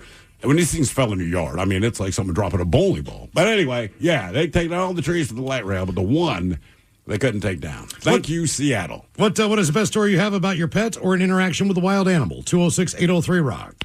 Hello, Dylan. Welcome to the men's room. Hola, bitches. Hola. All right, so this starts off when I'm about 9 or 10 years old. It's early spring, and my mother decided to get us to go to Orcas Island for a week or so. And we were out on a hiking trail. And now, elk are not native to Orcas, but they do swim over. So you'll see a couple every now and then. And we're out on this hiking trip. It's me, my sister, and my mother. My mother's like 5'1", so this thing is towering over all three of us. And it jumps out of the woods while we're on a trail. My sister and I knew my mother had a gun. We had not seen it before. And she pulled her Glock out of her backpack and just screamed at the top of her lungs as this like 7-foot tall elk buck jumps out of the woods at us. Did she shoot it? She did not. So her scream is elk proof. I guess. It kind of just ran past us. It kind of glanced at us as it was running, but it was just sprinting through the woods there. You know what that little look was? That elk was looking at you and your sister saying, your mama crazy. I want to let you know your mama crazy, dude. I'm getting out of here. Absolutely. What are you supposed to do if it's like you hear things with like, a bear or mountain lion, make yourself look bigger, or don't stare at it, or do stare at it, whatever. If it's a big ass animal like that, right? Bison, elk, moose, like is there some go-to thing that they suggest? Leave. Yeah. That would be mine. Yeah, for the most part, anything I've seen with especially with moose, it's like just get away from it. Do you turn your back and leave, or do you walk? Because certain animals are like, well, if you turn your back, they perceive that as you're running away and they'll chase you. I'm like, okay. Well, other animals are like, well, don't maintain eye contact because now you're challenging it. Other animals definitely maintain and it's hard to remember them all. Here's the weird one. When we saw the elk on a trail in Oregon, it was me and my kids and my wife, and it was a female, and it was above it. This was a summertime hike. Yeah. I mean, we were down there for the beach week, so it might have been in the morning, but it wasn't cold. But when this thing was breathing, you could see the steam coming out of its nostrils. Like, dude, it's not even cold. That's what I'm saying. Like, I understand seeing your breath and everything, but like this dude just blowing smoke out his nose like Joe Camel. I'm just like, maybe he's a smoker. Yeah. What is the best story you have about your pet or an interaction with a wild animal? 206-803-ROCK. Hello, Amanda. Welcome to the men's room. Hola, boys. Hola. Hey, okay, so I have an animal story, but I want to give, before I tell you that, I want to give much gratitude and thanks to you three because I called you last week about my little situation with my brother who's living with me. Oh, yeah. Yeah, so he's gone. Whoa! He is gone. Because your deadline was what, tomorrow, right? You said, June 2nd?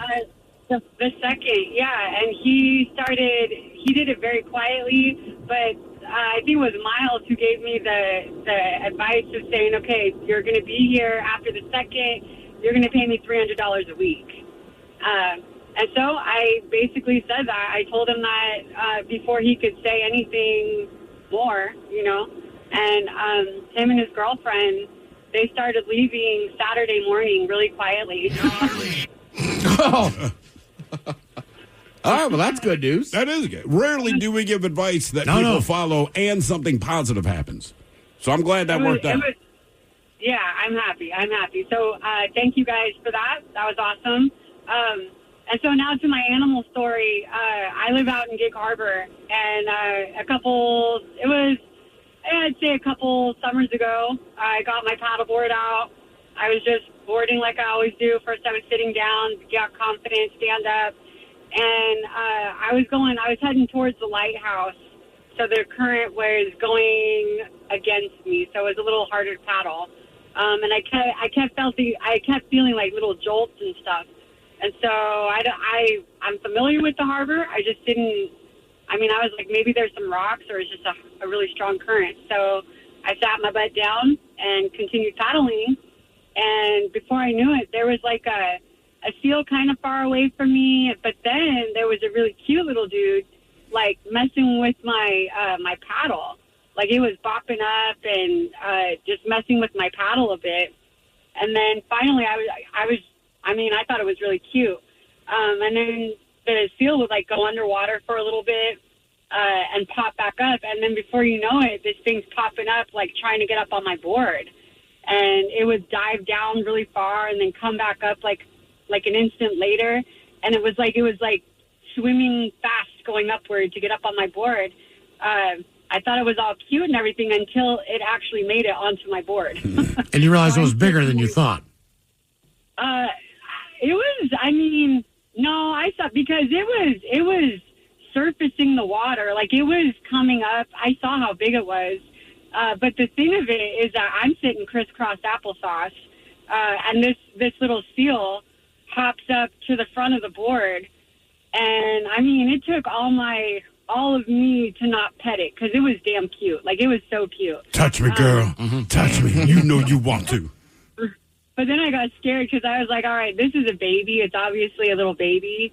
And it wasn't that big. My board is about a 12-foot board. I'm sitting crisscross applesauce, with my legs extended. It had maybe like 5 feet it could be sitting on. It was a little seal. But my whole concern was this thing. I was recording because I'm a dork and I want everybody on Facebook to, idolize me for a while. And so this thing is sitting up there, but then I start freaking out about, all right, so who's that guy out there, or is that your mom? Trying to get the thing off because it was ready to just like hold camp up on my board. Yeah. So what do you do? Do you just take your paddle and shove it off, or what? I didn't want it to bite me either, so I wasn't trying to mess with it. I was recording. I was kind of trying to record at a distance, but also sort of shaking my butt around on there to make it seem like it wasn't stable for it. Now you were turning it on, and this was, yeah, girl, shake that butt. Yeah. I'm recording too. So the seal that was in the water, it was, they dive, like it was diving, but as it was diving, it was getting closer to me, so I'm like, oh, okay, so this seal is not happy that you're here, or it's real happy that you're here, it's going to join us. So I'm trying to think of anything I could do. So I got my paddle, I'm sitting down, but I started splashing the water pretty hard with my paddle, making a scene. Just splashing the water a lot. And then finally, I guess that got the seal upset and it left off my board. But the one that was eyeballing us, I don't know if that was mom or yes, what. It was. It was thrilling. It was very exciting, but at the same time, I was That's okay, tough. this is not. I don't care the species of animals. No one cares about someone else's kid. That's it. That's all you need to know. If that seal's watching, that's its kid. That is mine. Because if it's not its kid, he's like, Evan, I don't care. Yeah, whatever. I'm out. Coming up, your guess is as good as mine. We've got graduation, one of the topics, and the states with the hottest weather. And we got your emails coming up next in the men's room at KISW.com.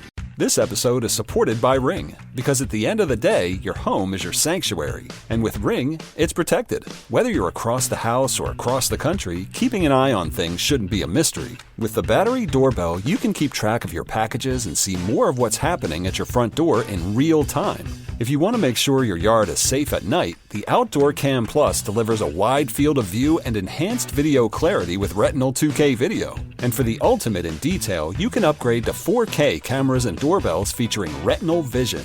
It gives you ultra-clear footage that actually lets you zoom in without losing those important details. The Ring system is helpful every single day. Like a lot of us, most of our shopping is done online. There's a certain peace of mind that comes with knowing exactly when a package arrives while you're busy at work or running errands. It's not just about the technology.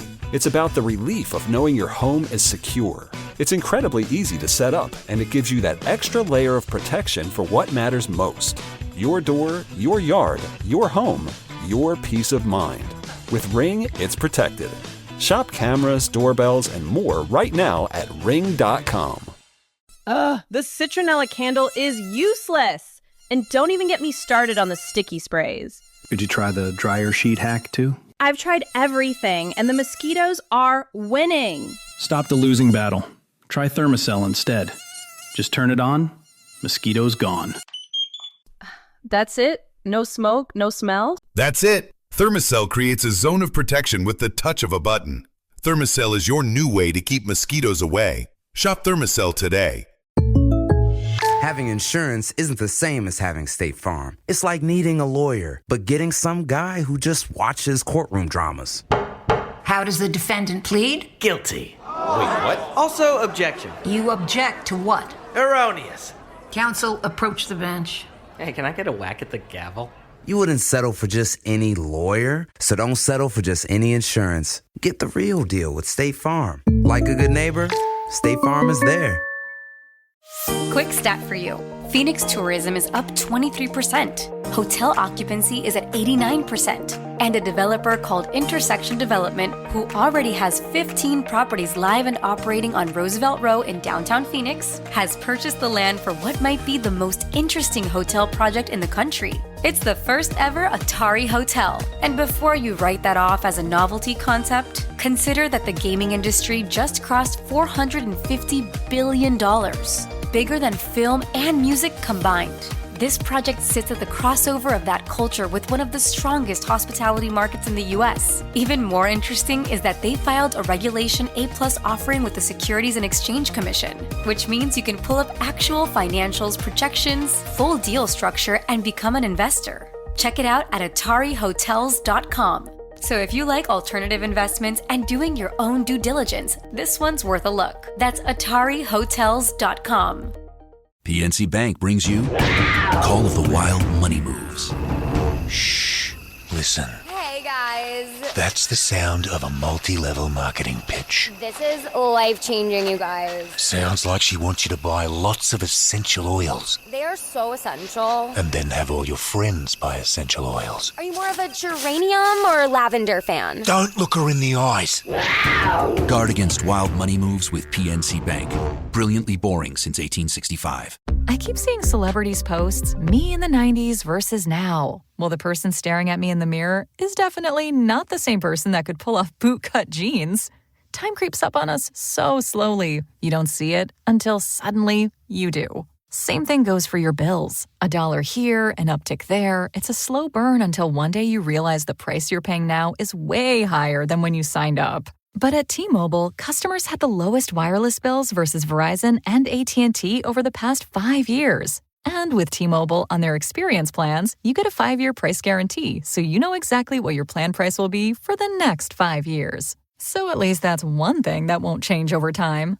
I can't guarantee you'll still look good with frosted tips, but T-Mobile can give you a clear guarantee on your wireless plan. Lower bills based on Harris X billing snapshots from Q3 21 to Q4 25 compared to average AT&T and Verizon bills. Comparison excludes discounts, credits, and optional charges. Price guarantee on talk, text, and data. Exclusions like taxes and fees apply. See T-Mobile.com. Did you know that you can buy your car completely online on AutoTrader? Really? Just visit AutoTrader.com, filter and search through dealer listings for the car you want, make, model, color, and all the features that matter to you. Go ahead. Get picky. Whether you're into subcompacts with heated cup holders, crossovers with all-wheel drive, pickups with kicking sound systems, or SUVs that can survive whatever chaos your kids unleash. Just drop in your info and you'll only see cars in your budget. Really. Once you find your one and only, you can do the whole deal online and have the car delivered to your driveway. Or you can pick it up at the dealership and drive your new ride right off the lot. Really. AutoTrader makes it easy to buy your car online because the whole process is designed around your wants and must-haves. AutoTrader. Buy your car online. Really. This episode is supported by Ring, because at the end of the day, your home is your sanctuary. And with Ring, it's protected. Whether you're across the house or across the country, keeping an eye on things shouldn't be a mystery. With the battery doorbell, you can keep track of your packages and see more of what's happening at your front door in real time. If you want to make sure your yard is safe at night, the Outdoor Cam Plus delivers a wide field of view and enhanced video clarity with Retinal 2K video. And for the ultimate in detail, you can upgrade to 4K cameras and doorbells featuring Retinal Vision. It gives you ultra-clear footage that actually lets you zoom in without losing those important details. The Ring system is helpful every single day. Like a lot of us, most of our shopping is done online. There's a certain peace of mind that comes with knowing exactly when a package arrives while you're busy at work or running errands. It's not just about the technology. It's about the relief of knowing your home is secure. It's incredibly easy to set up, and it gives you that extra layer of protection for what matters most. Your door, your yard, your home, your peace of mind. With Ring, it's protected.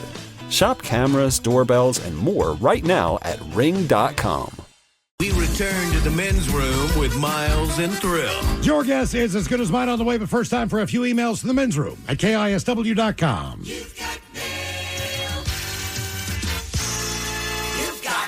And a couple of, turn the mic on. A couple of comments from our question today. What's the best story you have about your pet or a wild animal? All the dudes around Christmas, we started smelling pee in our garage. Cool. We have a little indoor-outdoor kitty that can come and go in and out through her own door. We thought that maybe she got followed in and was possibly marking her territory. Now, after weeks of trying to clear the smell, we finally found the problem. She had brought in a giant-ass rat that she lost control of and had made a home in the corner of the garage. I didn't want to wait to trap it, so I loaded up the pellet pistol with extra clips and CO2 cartridges and went on a full Annie Oakley shootout in my garage. Took me about 15 minutes of chasing his ass down and unloading 2 clips in the process. But I got his ass. I hate rats. I hate rats in my house more. No mercy. That from Rose in Tacoma. Yeah, rats don't bug me, but in my home, much different scenario. Yeah. My buddy's got Most animals are that way. Now that I think about it, like, I don't have a problem with spider monkeys, but if my son came out and said, Dad, there's a spider monkey in my closet, like, we're going to have to beat it with a shovel. Well, you like dogs, but if there's a random dog in your house, after a while, you'd be like, all right, we got to figure out where you live. Depends on the dog. I mean, honestly, like, if it's, like, say, Sunshine, right? It wanders down from Miles' house. I know this is Miles' dog, but for whatever reason, me and Sunshine, we just click. Sorry. My buddy's got an indoor-outdoor cat, and he said he woke up the other day with a hummingbird head on his bed. Mm-hmm. It's a gift. Yeah. There you go. His little green head, just sitting on his bed. He's like, God damn it. Yeah, I had an indoor-outdoor cat last couple of years in Baltimore, and there was this lady. She was like German, and she had a chow named Honey. And my cat and Hunt always went at it. Whatever. I don't care. She didn't care. But one morning, she just came by my door, and she was very pleasant. She's like, I believe this belongs to your cat. And opens her hand, and it's one of his claws that was stuck in her dog's face. Oh, really? Yeah, she's like, I think this is yours. Well, based on her history, I'm going to go ahead and guess that it is. Guys, friends of mine and I were out camping one weekend last year. We saw a small skunk making the rounds through the campsites, investigating the trash cans, and just cruising around. We chased him off carefully, approached him, but we didn't want to startle him. He left and all was good. That night, after everyone is in bed, I'm still out smoking, pretty drunk, and sitting by the campfire. I then feel a brush of fur against my bare leg. Look down to see that skunk was walking on by. The bastard decided to walk right under my chair, literally touched me. Stayed up a little later, got more drunk, but did not get sprayed.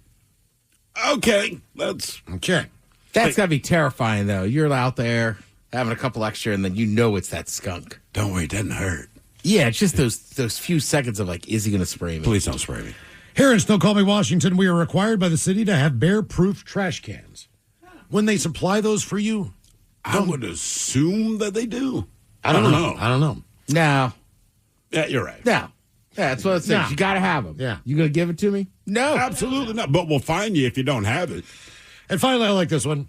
Guys, I had an American bulldog in South Florida. Had a huge package. Every time we went to the beach with him, girls and women would gasp at how big it was. It was human size. Jesus. That's a good story about your pet. Yeah, it is. I wouldn't have taken him to the beach, though. Oh, I would have. Why not? Why not, dude? He's not embarrassed. Dude, now women are talking to you. But he's an American bulldog. Aren't they pretty low to the ground? They are.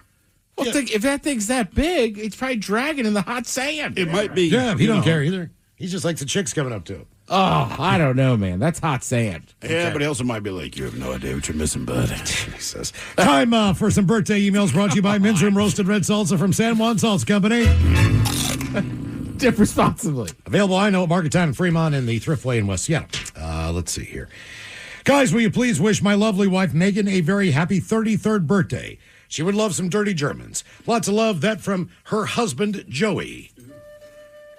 Yeah, you're turning 33. That's a good year. It's like vinyl, 33 RPMs, but the all three RPMs mean that this is something different in Deutschland. Yeah, it's in unison with your birthday numbers. Good news, we'll bring a third guy in. Yeah. So it's 3 on 3. What does it mean in Germany? Rubs per minute? Oh, you've been to Deutschland. Yeah, rubs for just a minute. 33 rubs in a minute. 33 rubs, 1 minute. Knock it off. It's a massage. Yeah, for her insides. All right, guys. Or gal. Here you go. Happy, happy, happy birthday. Happy, happy, happy birthday. Happy, happy, happy birthday to you, to you, to you. Ya's a Dirty Germans brought to you by Men's Room Original Sausage. Available through Uli's world famous sausage, mensroomlive.com, and other fine retailers. Schweinefly. Thank you, Robin. Sausage available at PCC in Fremont and the Thriftway in West Seattle. Let's get a contestant online now if we could for Your Guess Is As Good As Mine, 206-803-ROCK. In the meantime, as we work on a contestant, a couple extra emails. Guys, I stopped by the Black Raven Brewery and tried the Return of the Red. It is better than the OG Red. Great job, guys. Agreed. Drinking like it's your job. That's from Shannon. It is a fantastic beer. It is slowly getting out there a little bit more. It is. So I stopped by Meadow Park Golf Course in Tacoma on Saturday. Why'd you go there?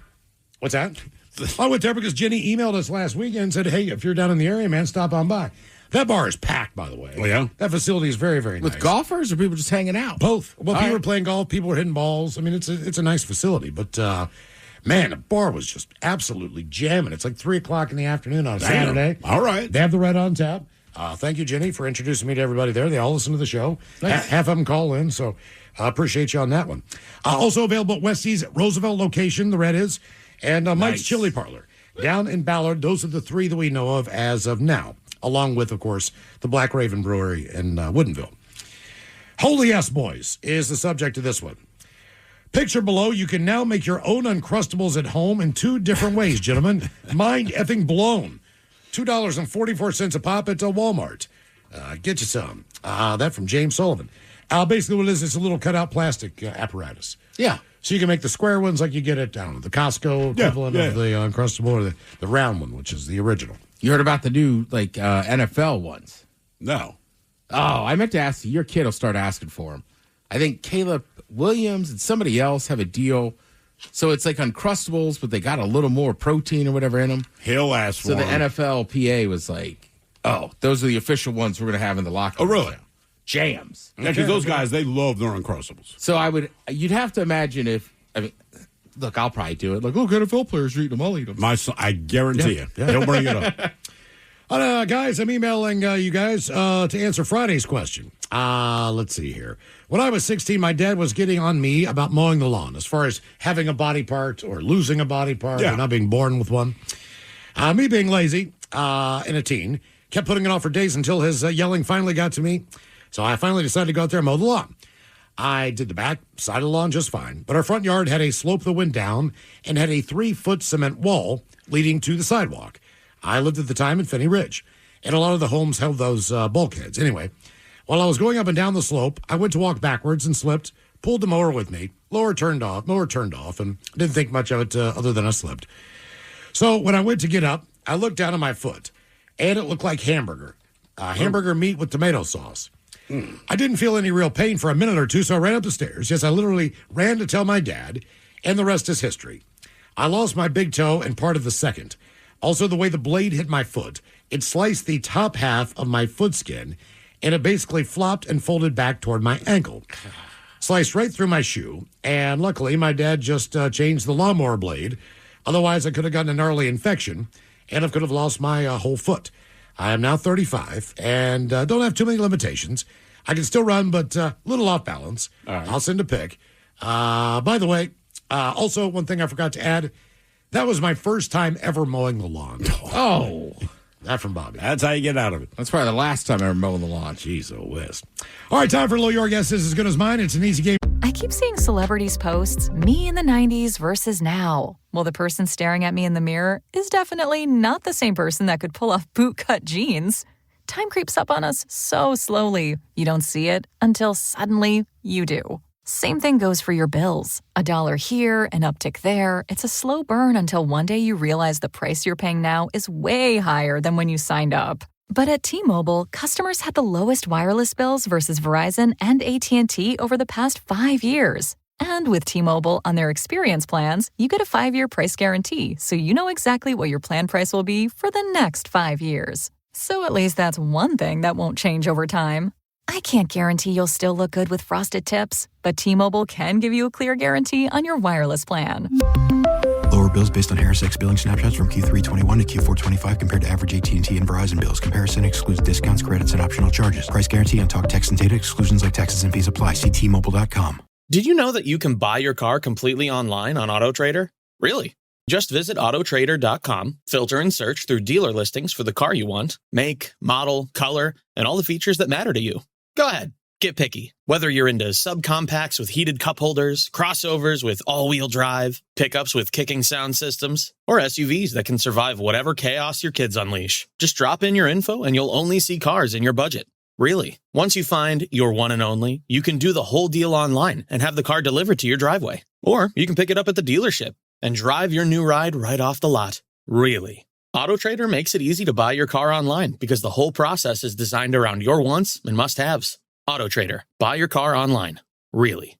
This episode is supported by Ring, because at the end of the day, your home is your sanctuary. And with Ring, it's protected. Whether you're across the house or across the country, keeping an eye on things shouldn't be a mystery. With the battery doorbell, you can keep track of your packages and see more of what's happening at your front door in real time. If you want to make sure your yard is safe at night, the Outdoor Cam Plus delivers a wide field of view and enhanced video clarity with Retinal 2K video. And for the ultimate in detail, you can upgrade to 4K cameras and doorbells featuring Retinal Vision. It gives you ultra-clear footage that actually lets you zoom in without losing those important details. The Ring system is helpful every single day. Like a lot of us, most of our shopping is done online. There's a certain peace of mind that comes with knowing exactly when a package arrives while you're busy at work or running errands. It's not just about the technology. It's about the relief of knowing your home is secure. It's incredibly easy to set up, and it gives you that extra layer of protection for what matters most. Your door, your yard, your home, your peace of mind. With Ring, it's protected. Shop cameras, doorbells, and more right now at Ring.com. As women, we all wake up one day and realize that youth, marriage, and perfect skin don't come with a refund policy. If that hits home, Party's Over is good for you. It's the show where beauty, heartbreak, and brutal honesty collide. Each week, beauty rebel and author of BS to Botox, Sandralina Silverman and her guests spill the truth about aging, love, and everything in between. Expect laughter, wisdom, and the occasional Botox confession. Real women, real stories, real talk. Download Party's Over today on the Odyssey app. To play, we get a contestant on the line. You pick from one of two categories and see if you get as many right in said category before three strikes and you're out. So, Steve, who is our contestant ready for your guess? He is as good as mine. Hello, Brad. Welcome to the men's room.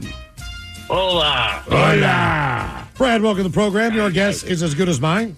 Brad, your categories today, we have the 10 hottest weather states in the U.S. based on the average annual temperature. That's category number one.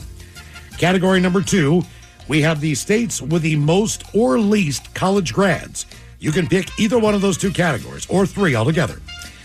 Business Insider ranked all 50 states using recent census data on the share of residents 25 years and older who had at least a bachelor's degree, leaving out associate's degrees from the list, but anyway. They say this highlights the stark differences in how states approach post-secondary education. Some lean heavily on a four-year graduate or graduate programs, other on 2-year degrees and technical training. So, Brad, do you want to go with the most or least college grads in states or the 10 hottest weather states? Oh, let's go with the hottest weather. Hottest weather. Hottest weather. Okay. You know how the game is played. These are ranked by the average annual temperatures. Average annual temperatures. So there are 10 on the list. What do you think is the first hottest state in the United States? Go Arizona. Believe it or not, Arizona is number 9. Really? It is on the list, but I thought it would be much higher than that. Texas. Texas is number 4. Texas' average annual temperature is 64.8 degrees, while Arizona, 60.3. Maybe because there's more desert. Right, so Could be. just when the sun goes down, it gets a lot colder in Arizona. Okay. I would guess Louisiana, because that's below Yeah, I mean sea Florida, level. Louisiana. Yeah, that's one. Number 3. Louisiana's average temperature is 66.4 degrees for the year. But when you live there, you're pretty sure it's 180 degrees. Also, this does not include humidity levels, which even make it worse. Louisiana tried to beat everyone on that. What do you think? How about California? California. Yeah, California's too big. It is. Right. And a lot of it's just not cold or not hot.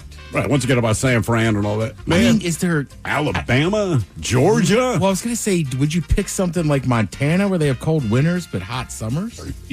I wouldn't. But if, All right, but if I you're going wouldn't all either. year, man, I'm like Florida, Georgia, and Alabama. Or Hawaii, it never gets super cold, so Never the gets average super hot, temperature right, would just be stay. raised up. Yeah.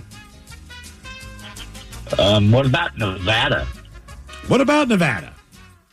Not in the top 10. Too much desert, man. Oh, I'm all right. telling you, it's not that it doesn't You're get right. hot. We should stick with the South. Yeah. Did you say Florida yet? No, that's Florida, Georgia. Florida number 1 at 70.7 degrees. Wow. Average temperature. So they are number 1. How about Do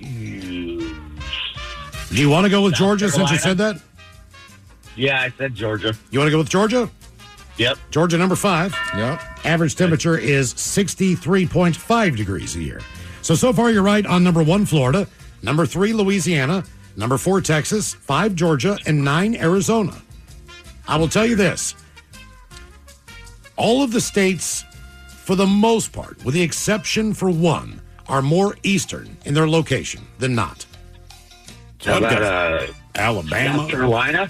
Do you want to go South Carolina? Yes.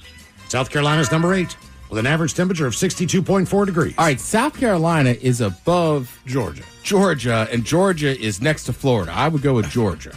We already picked Georgia at number 5. Oh, that's right. Yep. Never mind. We're What done. do you think about Alabama, Ted? Bama's got to be in there. Yes.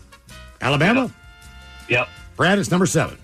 Average temperature is 62.8 degrees. a year. On that tip, then maybe Mississippi. I wouldn't guess it yet. What do you think, man? It's I mean, they had cold weather this year, and it destroyed that town. right. Which leads me to believe they don't normally have cold weather. But there's also one that's not over there. I still think it's going to be Hawaii just because we're doing average temperatures. Yeah. I agree with you. on that.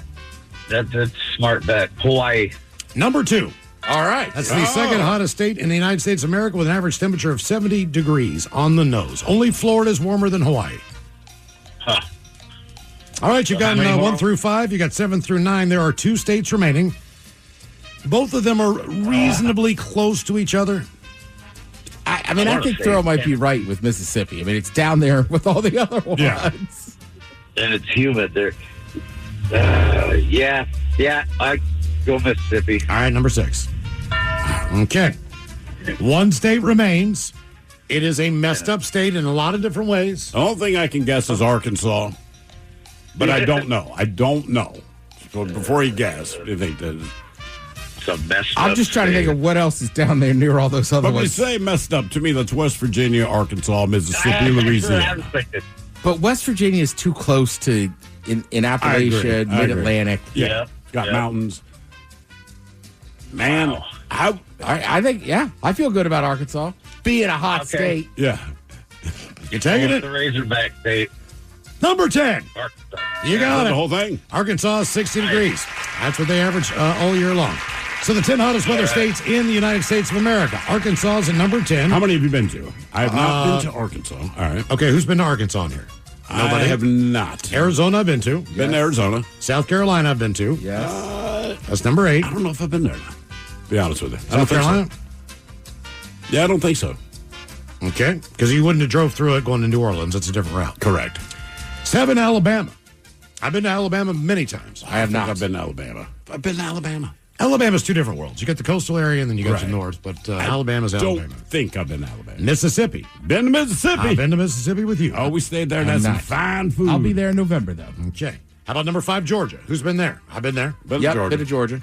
Number 4, Texas. Been there. Been there a million times. Number 3, Louisiana. Been there. Been there. Lived there. Hawaii, number 2. Been there. Been there. And Florida, number 1. Yep, been there. It's just there. So I got every single one except for Arkansas. That's the only state in the top 10 I've been to.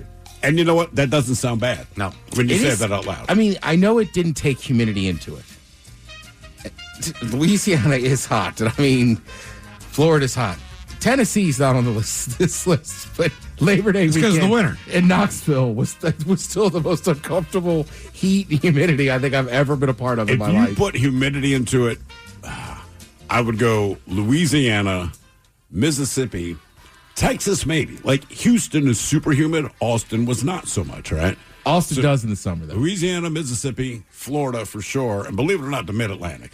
Between like Philly and D.C., it is miserable there in the summer. Coming up at 5:08, we'll drink a toast with a shot of the day. You are listening to The Men's Room.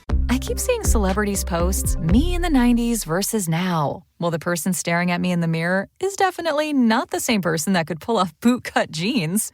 Time creeps up on us so slowly. You don't see it until suddenly you do. Same thing goes for your bills. $1 here, an uptick there. It's a slow burn until one day you realize the price you're paying now is way higher than when you signed up. But at T-Mobile, customers had the lowest wireless bills versus Verizon and AT&T over the past 5 years. And with T-Mobile on their experience plans, you get a 5-year price guarantee, so you know exactly what your plan price will be for the next 5 years. So at least that's one thing that won't change over time. I can't guarantee you'll still look good with frosted tips, but T-Mobile can give you a clear guarantee on your wireless plan. Lower bills based on HRSX billing snapshots from Q3 21 to Q4 25 compared to average AT&T and Verizon bills. Comparison excludes discounts, credits, and optional charges. Price guarantee on talk, text, and data. Exclusions like taxes and fees apply. See T-Mobile.com. Did you know that you can buy your car completely online on AutoTrader? Really? Just visit AutoTrader.com, filter and search through dealer listings for the car you want, make, model, color, and all the features that matter to you. Go ahead, get picky. Whether you're into subcompacts with heated cup holders, crossovers with all-wheel drive, pickups with kicking sound systems, or SUVs that can survive whatever chaos your kids unleash. Just drop in your info and you'll only see cars in your budget. Really. Once you find your one and only, you can do the whole deal online and have the car delivered to your driveway. Or you can pick it up at the dealership and drive your new ride right off the lot. Really. AutoTrader makes it easy to buy your car online because the whole process is designed around your wants and must-haves. AutoTrader. Buy your car online. Really. This episode is supported by Ring, because at the end of the day, your home is your sanctuary. And with Ring, it's protected. Whether you're across the house or across the country, keeping an eye on things shouldn't be a mystery. With the battery doorbell, you can keep track of your packages and see more of what's happening at your front door in real time. If you want to make sure your yard is safe at night, the Outdoor Cam Plus delivers a wide field of view and enhanced video clarity with Retinal 2K video. And for the ultimate in detail, you can upgrade to 4K cameras and doorbells featuring Retinal Vision. It gives you ultra-clear footage that actually lets you zoom in without losing those important details. The Ring system is helpful every single day. Like a lot of us, most of our shopping is done online. There's a certain peace of mind that comes with knowing exactly when a package arrives while you're busy at work or running errands. It's not just about the technology. It's about the relief of knowing your home is secure. It's incredibly easy to set up, and it gives you that extra layer of protection for what matters most. Your door, your yard, your home, your peace of mind. With Ring, it's protected. Shop cameras, doorbells, and more right now at Ring.com. As women, we all wake up one day and realize that youth, marriage, and perfect skin don't come with a refund policy. If that hits home, Party's Over is good for you. It's the show where beauty, heartbreak, and brutal honesty collide. Each week, beauty rebel and author of BS to Botox, Sandralina Silverman and her guests spill the truth about aging, love, and everything in between. Expect laughter, wisdom, and the occasional Botox confession. Real women, real stories, real talk. Download Party's Over today on the Odyssey app. What's up? It's your boy, the Ted Smith. Springtime is upon us, but you already knew that. What you might not know is that while you're ready to grab the hose and start watering those flower beds, your pipes could actually be frozen on the inside. And the truth is, you don't know about it till your yard starts flooding, or worse, your walls. Just remember, if you see water where it shouldn't be, or things start backing up and getting stinky, call Pinky's, Pinky'sPlumbing.com.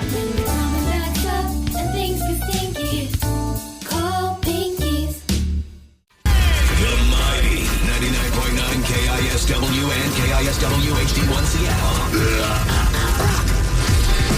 Always live on the free Odyssey app.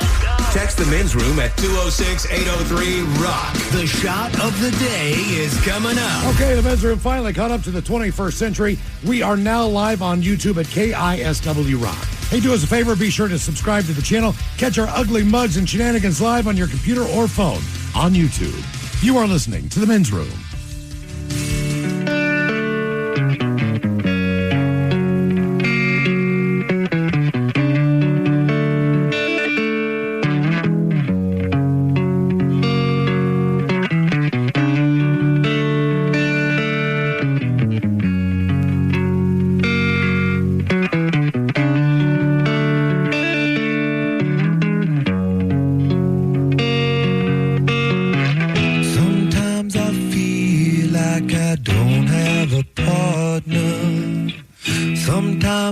feel like my only friend is the city I live in, the city of angel. Lonely as I am, together we cry.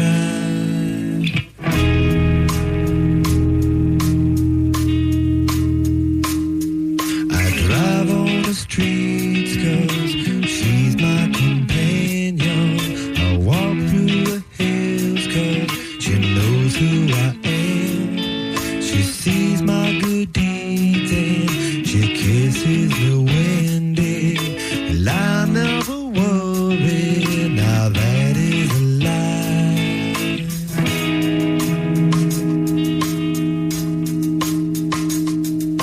And I don't ever wanna feel like I did that day. Take me to the place I love. Take me all the way. I don't ever wanna feel like I did that day. Take me to the place I love. Take me all the way. Yeah, yeah, yeah.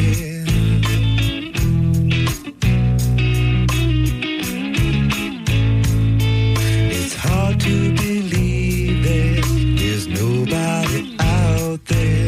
It's hard to believe that I'm all alone. At least I have her love. The city, she loves me. Lonely as I am, together we cry.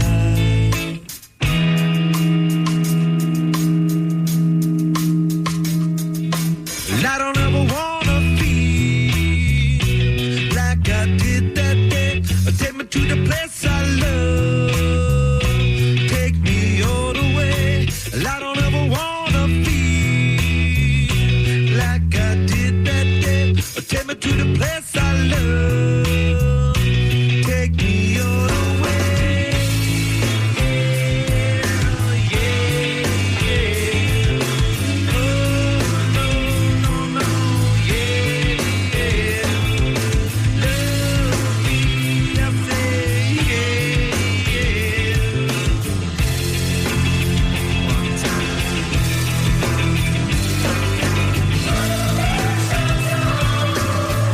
It's where I drew some blood. I could not get enough.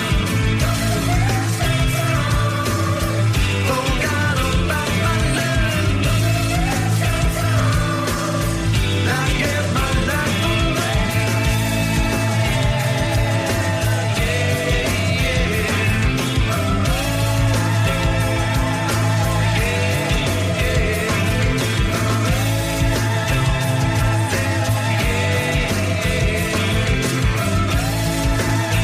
Will I stay?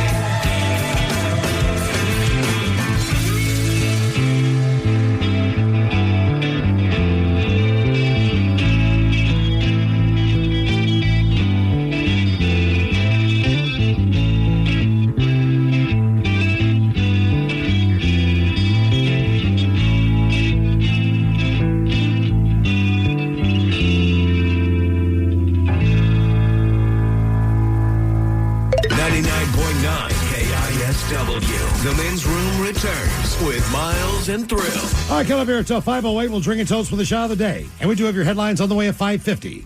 But first, quick check-in with Mike Honk and some of the stories and headlines he is not working on. Well, thank you, Miles. More than 1,000 Giantex outdoor lounge chairs have been recalled due to amputation risk. Finger. Oh, yeah. so- Because I was wondering, like, what are you going to lose? And I was like, it's a finger. Right. I was like, that's still not good. I looked at the chair, but I didn't read what it was. I'm like, what gets amputated? I did not get it right. I did the exact same thing. Right. That I'm you not going to did. read. I'm just going to look at this chair. Like, how in the world is this little lounger going to chop something off of somebody? I don't know. It always blows my mind when that's an oversight. Where a lot of times there'll be a recall on something like a baby's crib. Sure. And when we had a kid, I looked at my wife and I said, you know, the crib we bought is not on a recall list, but we have to put it together. Oh, yes. Which always makes me wonder, is it being recalled because of a design flaw, or is it being recalled because people like me are putting it together? That really stressed me out. That chair, it's like, no, that thing's prefab, bro. Right. That is as is. We build it dangerous. So you don't have to. According to a new study, fog is actually a habitat teeming with microbes that may help remove air pollutants. Fog. Fog. So clouds then. Yeah. Pretty much, I mean, right? right. It's just a heady cloud sitting on the ground, right? What do you know? They serve a good purpose. Well, what was it that apparently we were... Yeah, so apparently we were starting to do too good of a job cleaning the air. There was And it made the ocean warmer? Right, because the clouds were thinner because of it, and so then it was just super heat in the ocean. So clouds do quite a bit. We can't win. Yeah. No, we can't. Can't win. We're doomed. We're just going to die. We are just freaking doomed, Smoke them if you got them. Yeah. Fog's never not eerie, though. Yeah. It's worse at night, though, man. Yeah. It's kind of fun where I'm at. I have to drive downhill to make my way on over here to work. And I'm high enough up that on certain days I'll drive up and over, and there's this big old hill that I got to go down. And as I go over there, you can see the cloud underneath, the fog underneath. Where the fog is? Yeah. See it rolling in on the port. It's Well, really 9 times neat. out of 10, man, when I see fog, it's in Tacoma. Oh, yeah. You come down that hill, man, it's like, why is this always just sitting here? Not in Seattle. No. It's the same sea level. Yeah. You know, it's the sound. We're just cooler down there. I know. Talk about, Mike, watch the movie The Mist, then take your dog out for a walk in the fog. No, I'm good. I've seen the mist. And the fog in the summertime or in the spring, not nearly as spooky. I will say, I've been on Cape Cod before where it was so thick, it was like we had to pull over. Oh, also, it's Cape Cod. Right. Right. But fog here, you get into like a week or two before Halloween, and it's dark and foggy. You're just like, there could be a werewolf. About to say, waiting for that wolf howl to come through. Yeah, something. Gets cold enough out there, the coyotes start crying. I'm just like, ew. There's a growing number of people turning to AI rather than lawyers in court.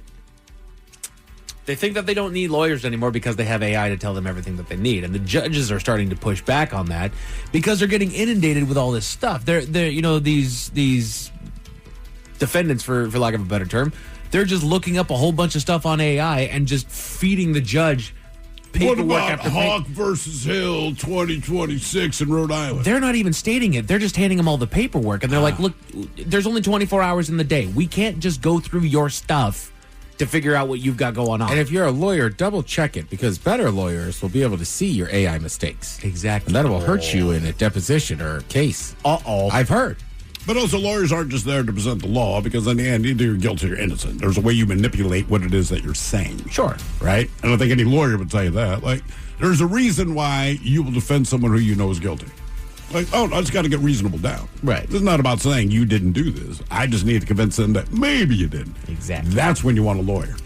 Put your thinking caps on, gents. Time for the Merriam-Webster word of the day. And after Friday's debacle, it's officially an open title. First one who gets it gets the streak going here. It's an adjective brought to you by the letter P, and I give you guys an 80% success chance on this one. Now, it describes something that has a pleasant or agreeable taste, or that is pleasant or acceptable to someone. Palatable. Thrill, I got to give it to you. Yeah, That's that's what I'm right. saying. All three of you got it. All three of you got it, but palatable. Should have raised that challenge a little bit further. Yeah, I mean, 85%. Anytime we're over 80, I feel pretty confident. That's fair. Yeah. But I feel like it's a setup. I feel like he says that it's some word we've never heard. I'll give you guys a 90% chance of getting this. Real. It's a French word meaning... That's right. New research shows that personalized gait training can ease knee osteoarthritis and slow damage. Gait training? Gait, yeah, like how far your stride is. Yeah. Oh, okay. I was like... At first, I thought the same thing. Like, it seems like going over gates. Maybe learn how to work one. Maybe that'll save your knees, dude. There you go. No, you're supposed to go through it, not up and over it, man. Unless it's like kids' gate. You know what I mean? Like, yeah. when I was like younger, like those gates were like wooden and pretty simple to figure out. Yeah. Now some of them, I don't know. My friends had a couple, and I was just like, I'm just gonna step over this. I cannot figure out how to open this goddamn gate. And this is sad, but when my kids were little, anything that was like child-proof, Yeah. and you're struggling to open it, I would hand it to the kid. Like, I meant, open this for me. And it was like, thank you. Yeah.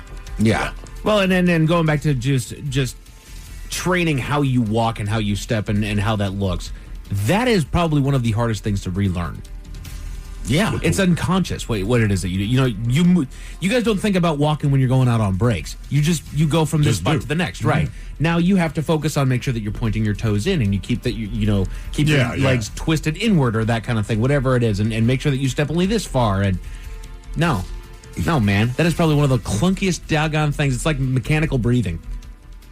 But I think like anything, once you know how to do something, if you have to relearn it, it's tougher. Yes. Right? I mean, for whatever reason, that's just how it's going to be. Exactly. You know, you never relearned how to write with your right hand, sir. Yeah, sure did. A new survey found a survey of 11,000 scientists revealed that research ethics are not universal.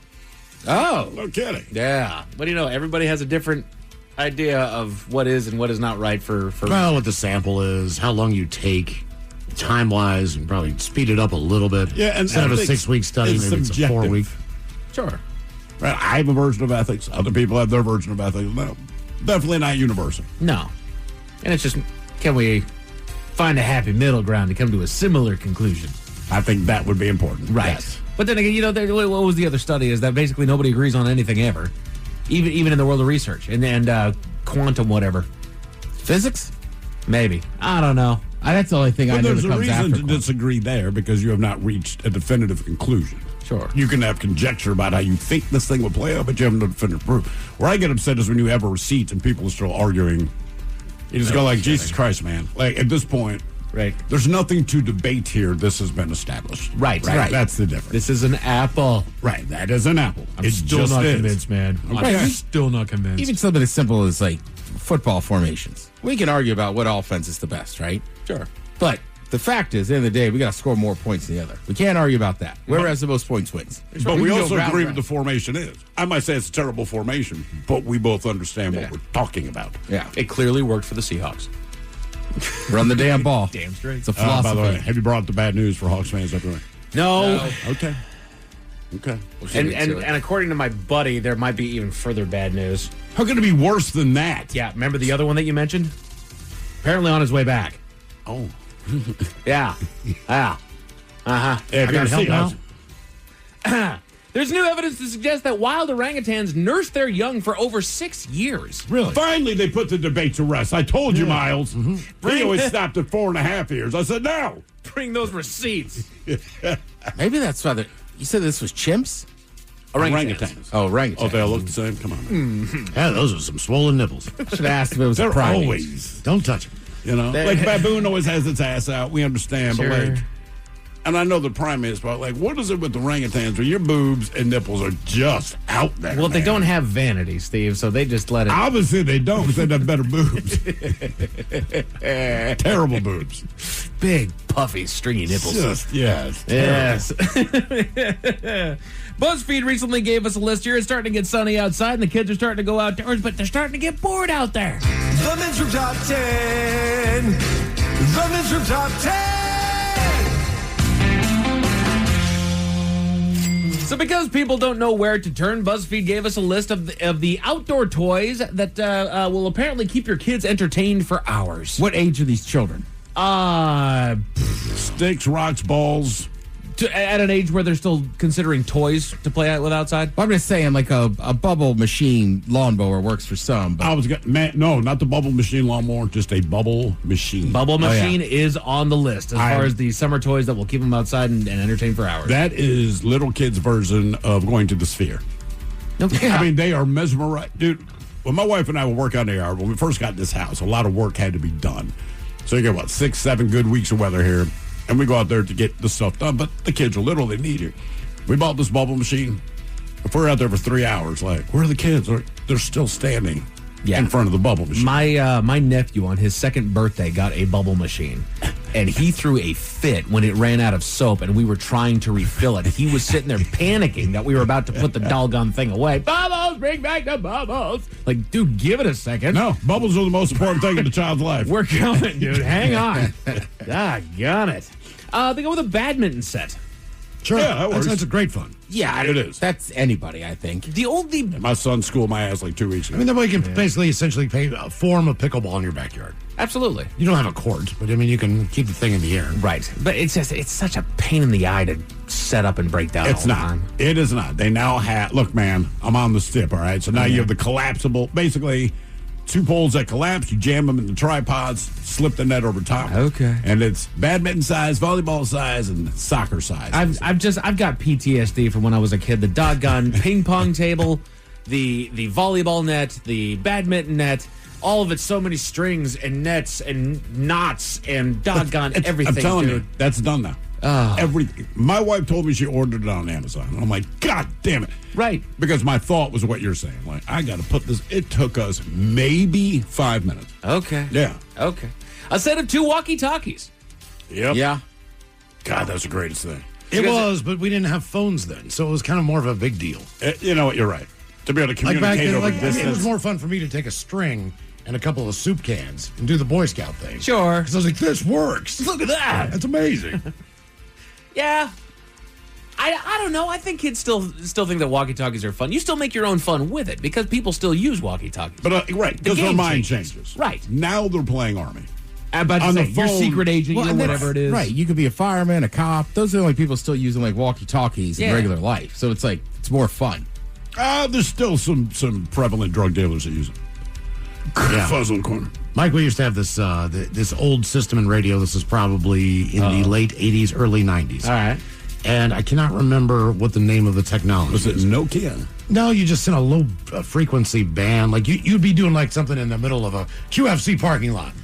12 miles per hour. He's going to be there for 2 hours. He's got to you know, and I got crap to deal with. Come down to win some bullets. Do a sticker, yeah, exactly. Is it a 2 for Tuesday? We got nothing but bullets, but we'll give it to you for free. I'll give you a double shot of Forger, man.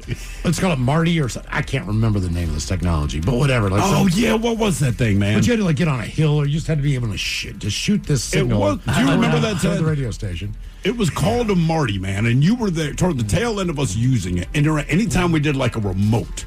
Yeah. One of the most important, like, who has the Marty and where are they going to be? Yeah. So they can give you real time info. So I just remember, we're doing, set up this thing, finally hit a clean frequency shot. All right. They've got us in studio. We're not fuzzy. We're not breaking down, none of that stuff. And all of a sudden you just hear over your headphones, WCLG, get off our frequency. This is the Morgantown Police. Oh, no! I'm like, oh, no. You're like, this is an emergency line. You need to get off immediately. Sorry. We're on our way to the Kroger to F you up if you don't. We're going to shut your ass down. Exactly. We used to at Burning Man, but there's so many people also use, it's hard to find a channel where you can talk to your buddy. And then there is a couple channels that are dedicated just to like the Burning Man, like Rangers and stuff, and same thing, like to get off this channel. Like Yeah, I got in trouble at Pain in the Grass. I just can't help it because our promotions team, they walk around with like the shoulder walkie-talkie. Yeah, you both do this crap. And every once in a while, I'll just grab it and just be like, hey, what do you know? So they know it's me. But I want to say the last time we did a big event, somebody said something very official. And I will not say which promotions person. I just grabbed their headset. I was just, shut the F up. I didn't identify myself, but within 10 minutes, I got a talking to. Hey, man, what's up? You can't talk on the mic. Bro, I don't have one of your walkie-talkie. We know it's you. Well, you know what's me? I don't have a walkie-talkie. I mean, it's just the looks. I'm like, yeah, all right. I thought you were going to tell the blueberry pancake story. That was Miles, man. Jane's Addiction. Hey, guys, the band needs blueberry pancake. And I mean, you see these guys running to make it happen. They never asked for blueberry I used to do pancake. Jack in the Box orders all the time. Hey, can you give me a double Jack and large curly fries? Thank you. Large Coca-Cola, 2 tacos. But you can see people splitting to make looking it around like, happen. what the hell are you talking about? Put it together. I think we're on the same frequencies as Jack in the Box drive. Sir, this is Jack in the Box drive. Oh, Get off our mercy. frequency. Yeah. Best outdoor toys that'll keep your kids entertained for hours, or Miles and Thrill. A set of stomp rockets. You seen these guys? I would use it now, dude. They're awesome. Those things are great. They're water powered, right? Yeah. No, No, just Are they air the ones now. you just pump? No. It's like on a picture, like a drum pedal for the bass drum. Yeah. And you stomp on this bitch, and the air, Oh, it right. shoots the rocket. There's just a hose on there. You ever play with one of those, Ted? I have. It's just a funny term, too. Stomp Got rocket. this old stop rocket out in the backyard. Do you guys know that they make reusable water balloons now? Reusable. How does that work? I don't know, but they show a picture of them, and I still don't get it. They look like water balloons. Maybe they just bust out the bottom where the hole is. Something like that. Maybe Or maybe you just peg your friend with them, and they're just full of water. the whole thing is for the thing to blow up and spray your friend. I did not know they had this, but Kids love water balloons. They always will. And my wife came home and she had 2 boxes. So they said it's 99 water balloons per box. And I'm like, dude, we're not filling this. She's like, oh, my little caveman husband. Basically, you fit the hose into this tube. Yep. Oh, yeah. I've seen All the these balloons guys. are, man, I was like, That's the okay. greatest invention of all time. It is on. Because back in the day, Looks like a vine of One grapes. at a I've done time. seafair, like not on the log boom, but like on the south end of the lake where everybody has all those water balloons. And the guy had a boat and everything. He just looked at me and my buddy and he goes, "You got to go out front and start filling up balloons." So we were like, "How many?" I was like, "Oh my god!" Right. It was a worth struggle. it. We did. But that was 08, 09, so I don't think that tech no, had come I out don't- yet. Damn. It is great. An enclosed trampoline with an adjustable gymnastics bar. And gymnastics. We had a trampoline for a while. And it was, I don't know. We loved our trampoline when I was a kid, dude. Now, did you have one that by today's standard, you have the net around it? The springs are covered? No. The springs were covered. Okay. That was it. Yeah, we just had the one where it's like, look, you're going to bounce on there until you break something. I'm the bah humbug, no lawn toys. No lawn toys? I was. You don't want any trampolines or nothing like that? I think the HOA, the one place I lived in Maryland, would let me. Oh, no. Yeah, you can't have anything like that. Dude. Yeah, exactly. Because they had a park in the community. So if you want to, go set up your trampoline there where you have your birthday parties. Wait, you could set up a trampoline in the park? In their but you have to move it. Like, you know what I mean? Yeah, You can right, bring nobody it. wants to do that. If you want a trampoline, you got to get on there. The only issue I've seen with the enclosed trampolines is hair seems to get stuck in the main zipper. We had a couple that. And I don't know what they're doing. I've just seen it twice with 2 little girls. Just let them get all the way in before you start zipping. It's not that. Oh, all right. What I discovered, because you're right, it was always the girl. Well, typically they had longer hair, but it was the last person to get on the trampoline, because as parents, you're like, hey, zip that thing shut so you guys don't shoot out the side, right? And the last girl would zip it. Kids being kids, until you know to put your hand on your forehead and keep your hair out of your way. All right. They don't realize it, and they just go zip. They don't do it so. And then they zip their hair there. Damn. Dude. And then they scream. It is full disclosure. It is a little bit funny, but there's like a 5-year-old just like, Mr. Ted, can you help? Like, what's wrong? It's hilarious. Like, oh, you're stuck to this thing. Ted's lawnmower toy does show up there. Oh, nice. Honestly, those ones make me sad. Why? Which ones? The lawnmower toy. The little bubble. You know, One that Because pops up. yeah. Yeah, well, this one's a John Deere one that doesn't have any bubbles or anything like that, but, they just push it on the lawn, look at me, I'm dead, which is, it's cute in its own way, but it's like, right now it's fun. There's going to become a point where you're going to dread pushing that doggone thing. Okay, right now, my nephew is in pre-K. He loves going to school. School's great. You know why? Because school's a trap for him right now. Right. Oh, yeah, Well, we're it going to all go, we're is. going to color, we're going to do... Kids like getting mail. books I and- like getting mail. Yeah, that's right. Oh, I hate getting mail now. After a while, it just slowly the light leaves you. I like getting mail. You like getting mail? I do like getting mail. I hate don't know getting why. mail. I'm like, all right, I got some mail. Outside of a postcard or an invitation, it's never good news. It's just bills. It's just bills. junk. Yeah. There is one piece of mail that I enjoy seeing coming at the end of every month, at least in season. Other than that, I don't like getting mail. Yeah, that's fair. And that'll leave you with this last and final toy that'll keep your kids entertained for hours. It's tried and true. We've had it for decades. Sidewalk chalk. Oh, yeah. We did the chalk, and then my wife bought like sidewalk paint. So they painted it in the driveway. And she's like, hey, the good news is it's water soluble. First rain, it'll go away. Mm-hmm. About 7 years later. Oh, my God. Oh, yeah. I mean, look, it's one of those things you just accept it because your kids did it. But I'm like, we have this big-ass, multicolored, shapeless blob in the middle of the driveway. There is nothing you can do to get rid of that thing. It does brighten our walks a little bit when I'm, going around the neighborhood. Then all of a sudden you can see where their family clearly just attacked the nearby sidewalk. At what age do you start drawing penises? Because, no, and the reason I ask this, because once you start, you don't stop. But I have not seen a sidewalk chalk. That's because Mom went out there and erased Also, it. you can't walk. You just can't walk over hopscotch. Yeah, that's right. You can't. You gotta still bounce You got to on it. do it. You know how offensive that is to a kid? No kidding. Right? If they've done a little hopscotch thing and you're walking your dog, whatever, like, dude, just do it. Right. They are watching us. They made it for your ass. They're Just saying do it. you're out of shape. Right. Oh, I'm too adult and strong and grown up. No, screw that. Jump on the doggone thing. Oh, my knees. Yeah, well, jump more. A Florida man was arrested for his actions outside of a local Taco Bell, and he did exactly what you'd expect. I don't know what he did. Tell you about it at 5:50. Thank you, sir. Headlines are coming up at 5:50 in the meantime, but we made it to drinking time. Somebody out there deserves to be recognized. And the men's room knows just who it is. So to you, we say, bottoms up, sailor. You're the toast of our shot of the day. Drink time it is, and as usual, we head to the drink desk and Steve at Thrill Hill to find out who we're toasting. Yes, indeed. And today we toast 30-year-old Johanna Sandstrom of somewhere in Sweden. Now, Johanna, she wanted to get sentimental tattoos to honor her children. And she has 3 kids. Sorry. Well, I came out wrong. She has 3 children and wanted a tattoo artist to put each of their names somewhere on her body. I don't know where. It doesn't matter. And so the tattoo artist obliged. But it wasn't until later that she noticed a glaring mistake. One of her kids' names was spelled wrong.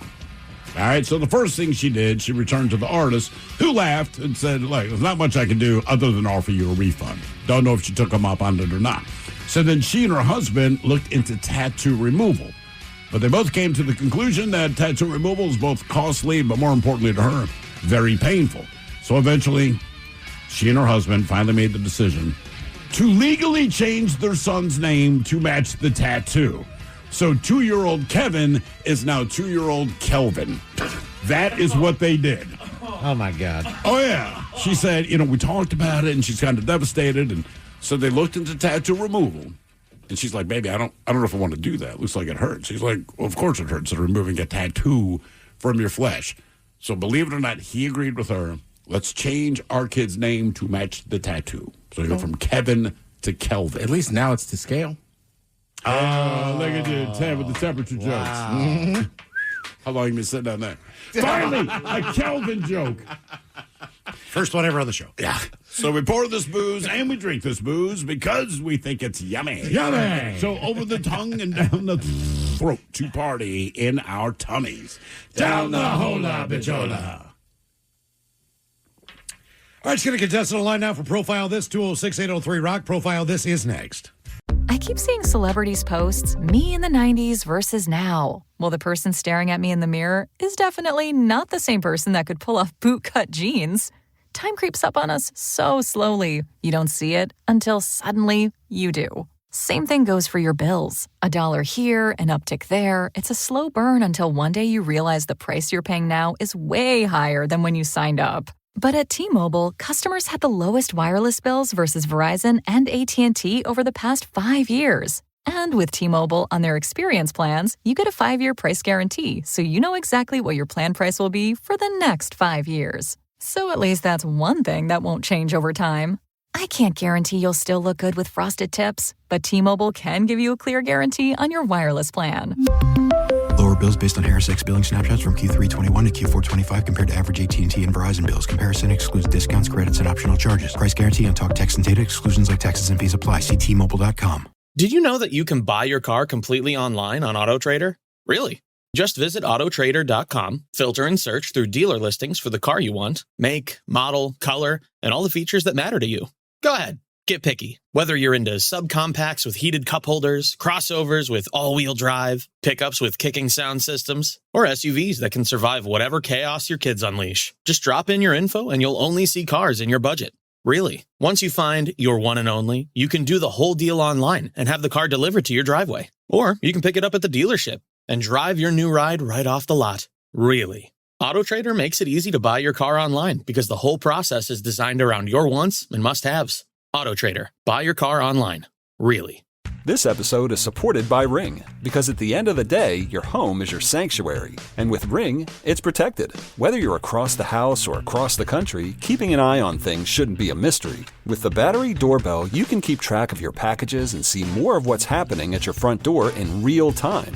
If you want to make sure your yard is safe at night, the Outdoor Cam Plus delivers a wide field of view and enhanced video clarity with Retinal 2K video. And for the ultimate in detail, you can upgrade to 4K cameras and doorbells featuring Retinal Vision. It gives you ultra-clear footage that actually lets you zoom in without losing those important details. The Ring system is helpful every single day. Like a lot of us, most of our shopping is done online. There's a certain peace of mind that comes with knowing exactly when a package arrives while you're busy at work or running errands. It's not just about the technology. It's about the relief of knowing your home is secure. It's incredibly easy to set up, and it gives you that extra layer of protection for what matters most. Your door, your yard, your home, your peace of mind. With Ring, it's protected. Shop cameras, doorbells, and more right now at Ring.com. As women, we all wake up one day and realize that youth, marriage, and perfect skin don't come with a refund policy. If that hits home, Party's Over is good for you. It's the show where beauty, heartbreak, and brutal honesty collide. Each week, beauty rebel and author of BS to Botox, Sandralina Silverman and her guests spill the truth about aging, love, and everything in between. Expect laughter, wisdom, and the occasional Botox confession. Real women, real stories, real talk. Download Party's Over today on the Odyssey app. What's up? It's your boy, the Ted Smith. Springtime is upon us, but you already knew that. What you might not know is that while you're ready to grab the hose and start watering those flower beds, your pipes could actually be frozen on the inside. And the truth is, you don't know about it till your yard starts flooding, or worse, your walls. Just remember, if you see water where it shouldn't be, or things start backing up and getting stinky, call Pinkies, PinkiesPlumbing.com.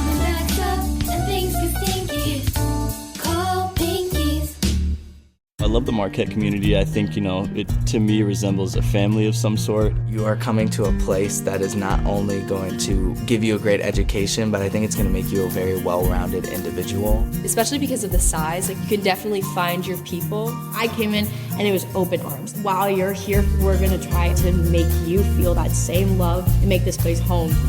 We are Marquette. We are Marquette. We are Marquette. We are Marquette. Washing your dishes before you wash your dishes? Dirty Labs believes going green in the kitchen should not mean doing extra work. Their bioenzyme dishwasher detergent cuts through stuck-on food and leaves dishes sparkling, without compromising on safety or performance. No pre-rinse, no post-rinse, no compromise. Just powerful cleaning made without harsh chemicals. If Dirty Labs can't make you believe in the power of green cleaning, nothing will. Fall in love, or it's free, at dirtylabs.com.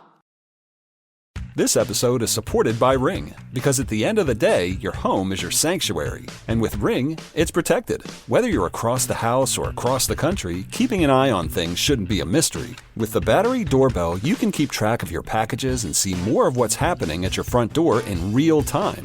If you want to make sure your yard is safe at night, the Outdoor Cam Plus delivers a wide field of view and enhanced video clarity with Retinal 2K video. And for the ultimate in detail, you can upgrade to 4K cameras and doorbells featuring Retinal Vision. It gives you ultra-clear footage that actually lets you zoom in without losing those important details. The Ring system is helpful every single day. Like a lot of us, most of our shopping is done online. There's a certain peace of mind that comes with knowing exactly when a package arrives while you're busy at work or running errands. It's not just about the technology. It's about the relief of knowing your home is secure. It's incredibly easy to set up, and it gives you that extra layer of protection for what matters most. Your door, your yard, your home, your peace of mind. With Ring, it's protected. Shop cameras, doorbells, and more right now at Ring.com. The Men's Room presents Profile This. And Stephen Throwhooks, please tell everyone how Profile This is played. Oh, sure can, Miles. It's a simple game where we share with you a real-life news story, something that happened right here on planet Earth. Earth. And as you listen to the story, based on the stereotypes you believe to be true of people and the decisions that people make, we'll ask you what it is you think makes the story a story. Hello, Joe. Welcome to the Men's Room.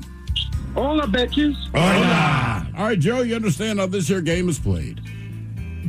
Think I do. Fantastic. You have your choice today, one of three stories. We offer you the wonderful world of drugs. We have Hit Me With Your Best Shot, where you guess the unconventional object someone chose to use as a weapon. And finally today, Animalize This, where you guess the animal responsible for causing the problem. Go hit me with your best shot.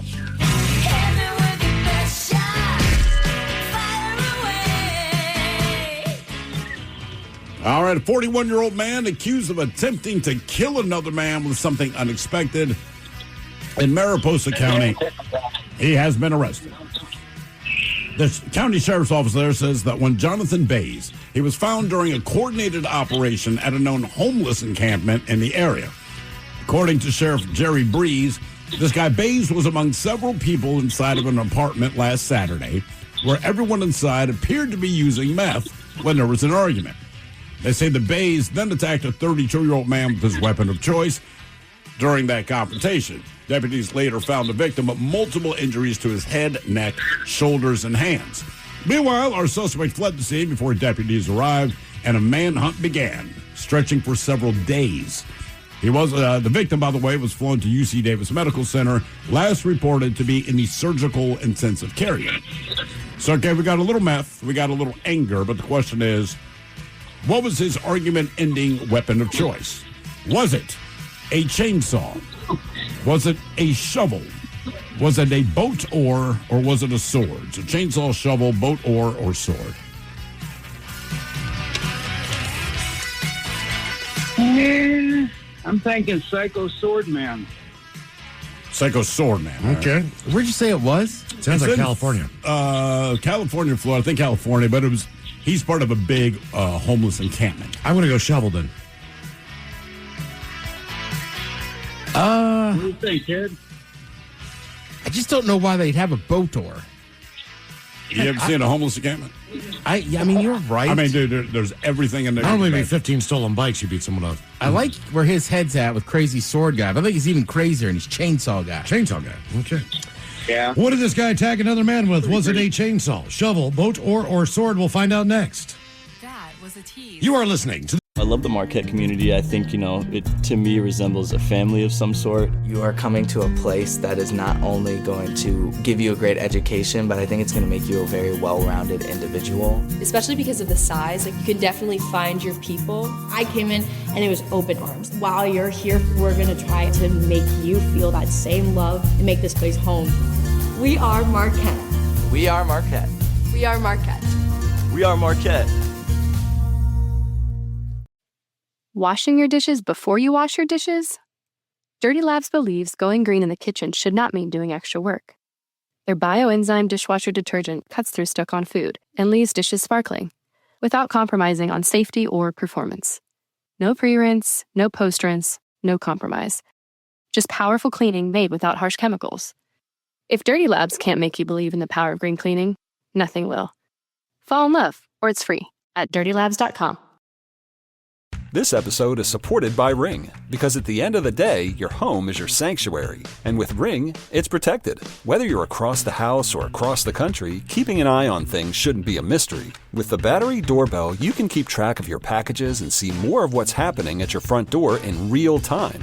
If you want to make sure your yard is safe at night, the Outdoor Cam Plus delivers a wide field of view and enhanced video clarity with Retinal 2K video. And for the ultimate in detail, you can upgrade to 4K cameras and doorbells featuring Retinal Vision. It gives you ultra-clear footage that actually lets you zoom in without losing those important details. The Ring system is helpful every single day. Like a lot of us, most of our shopping is done online. There's a certain peace of mind that comes with knowing exactly when a package arrives while you're busy at work or running errands. It's not just about the technology. It's about the relief of knowing your home is secure. It's incredibly easy to set up, and it gives you that extra layer of protection for what matters most. Your door, your yard, your home, your peace of mind. With Ring, it's protected. Shop cameras, doorbells, and more right now at Ring.com. The Men's Room. Debauchery rolls on. You're listening to The Men's Room with Miles and Thrill. 99.9 KISW. Categories: hit me with your best shot on profile that's going to man and try to kill another man, or at least gave it a good shot. Was this at a homeless encampment, or was this at a party somewhere? This was, so they all live in a homeless encampment. For the purposes of smoking methamphetamine, they went to an abandoned apartment building. Either way, two guys got into it, and one guy got messed up pretty bad. The question is, what was the weapon of choice? Chainsaw, shovel, boat oar, or sword? And Joe, that is a question we posed to you. Let us start with Ted Smith. Went old school chainsaw. Chainsaw. You gory son of a Rev it up. bitch. No, man. I'll tell you right now, if someone's swinging a chainsaw at me, it's just like, you know what, dude, I'll agree with you. Let's just let it go. Let it go. Felt methy enough.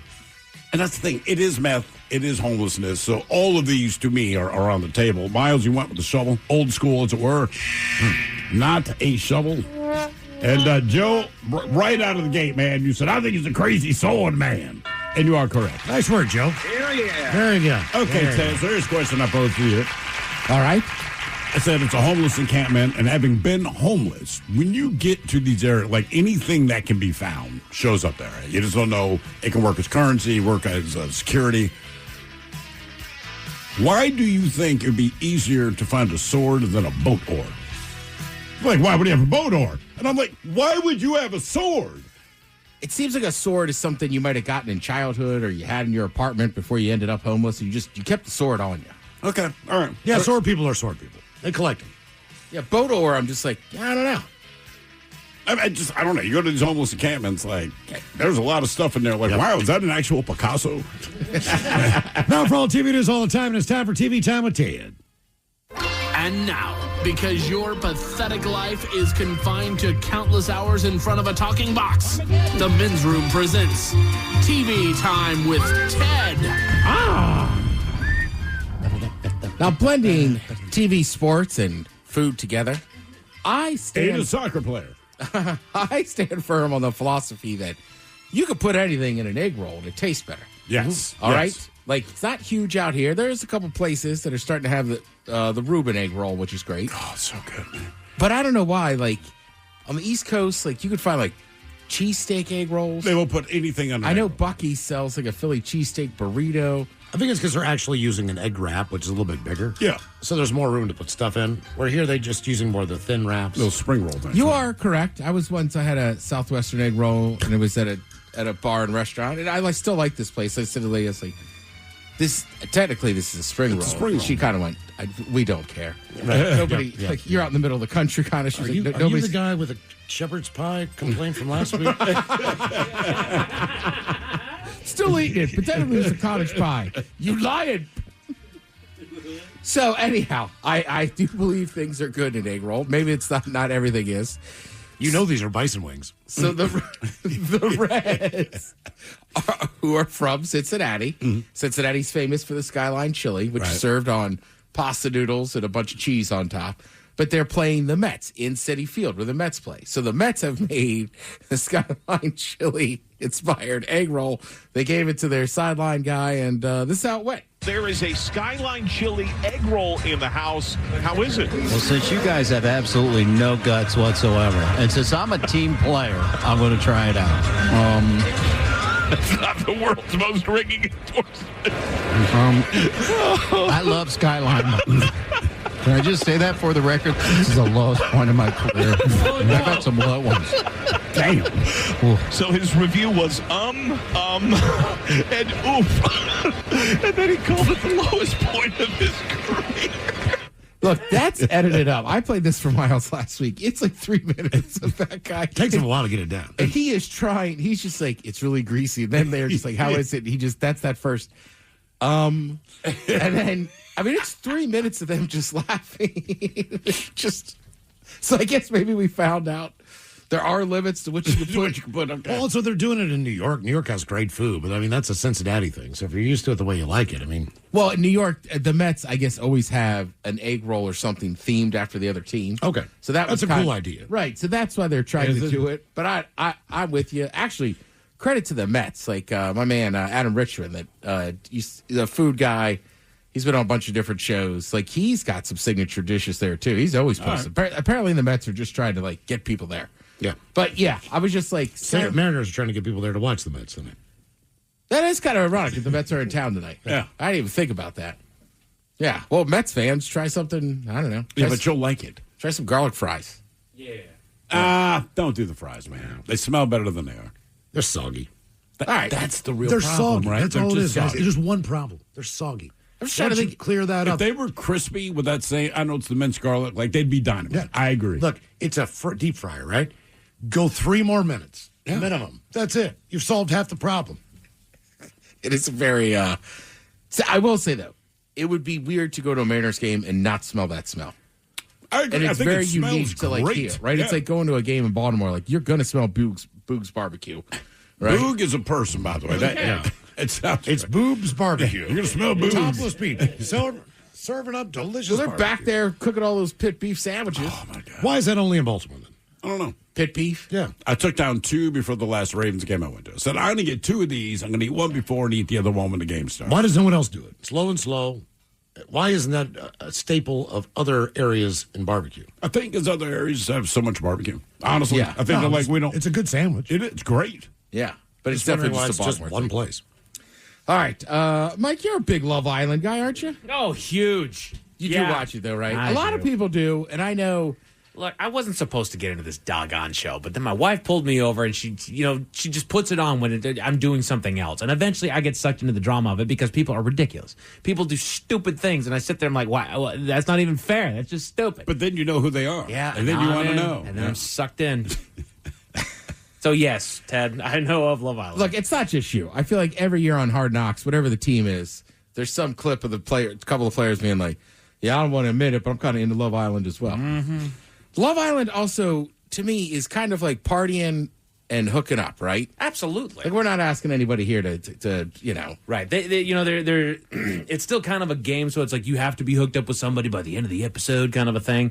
So there's a challenge portion of it there, but whoever you're hooked up with at the end of the day, you go and you sleep in the same bed at night.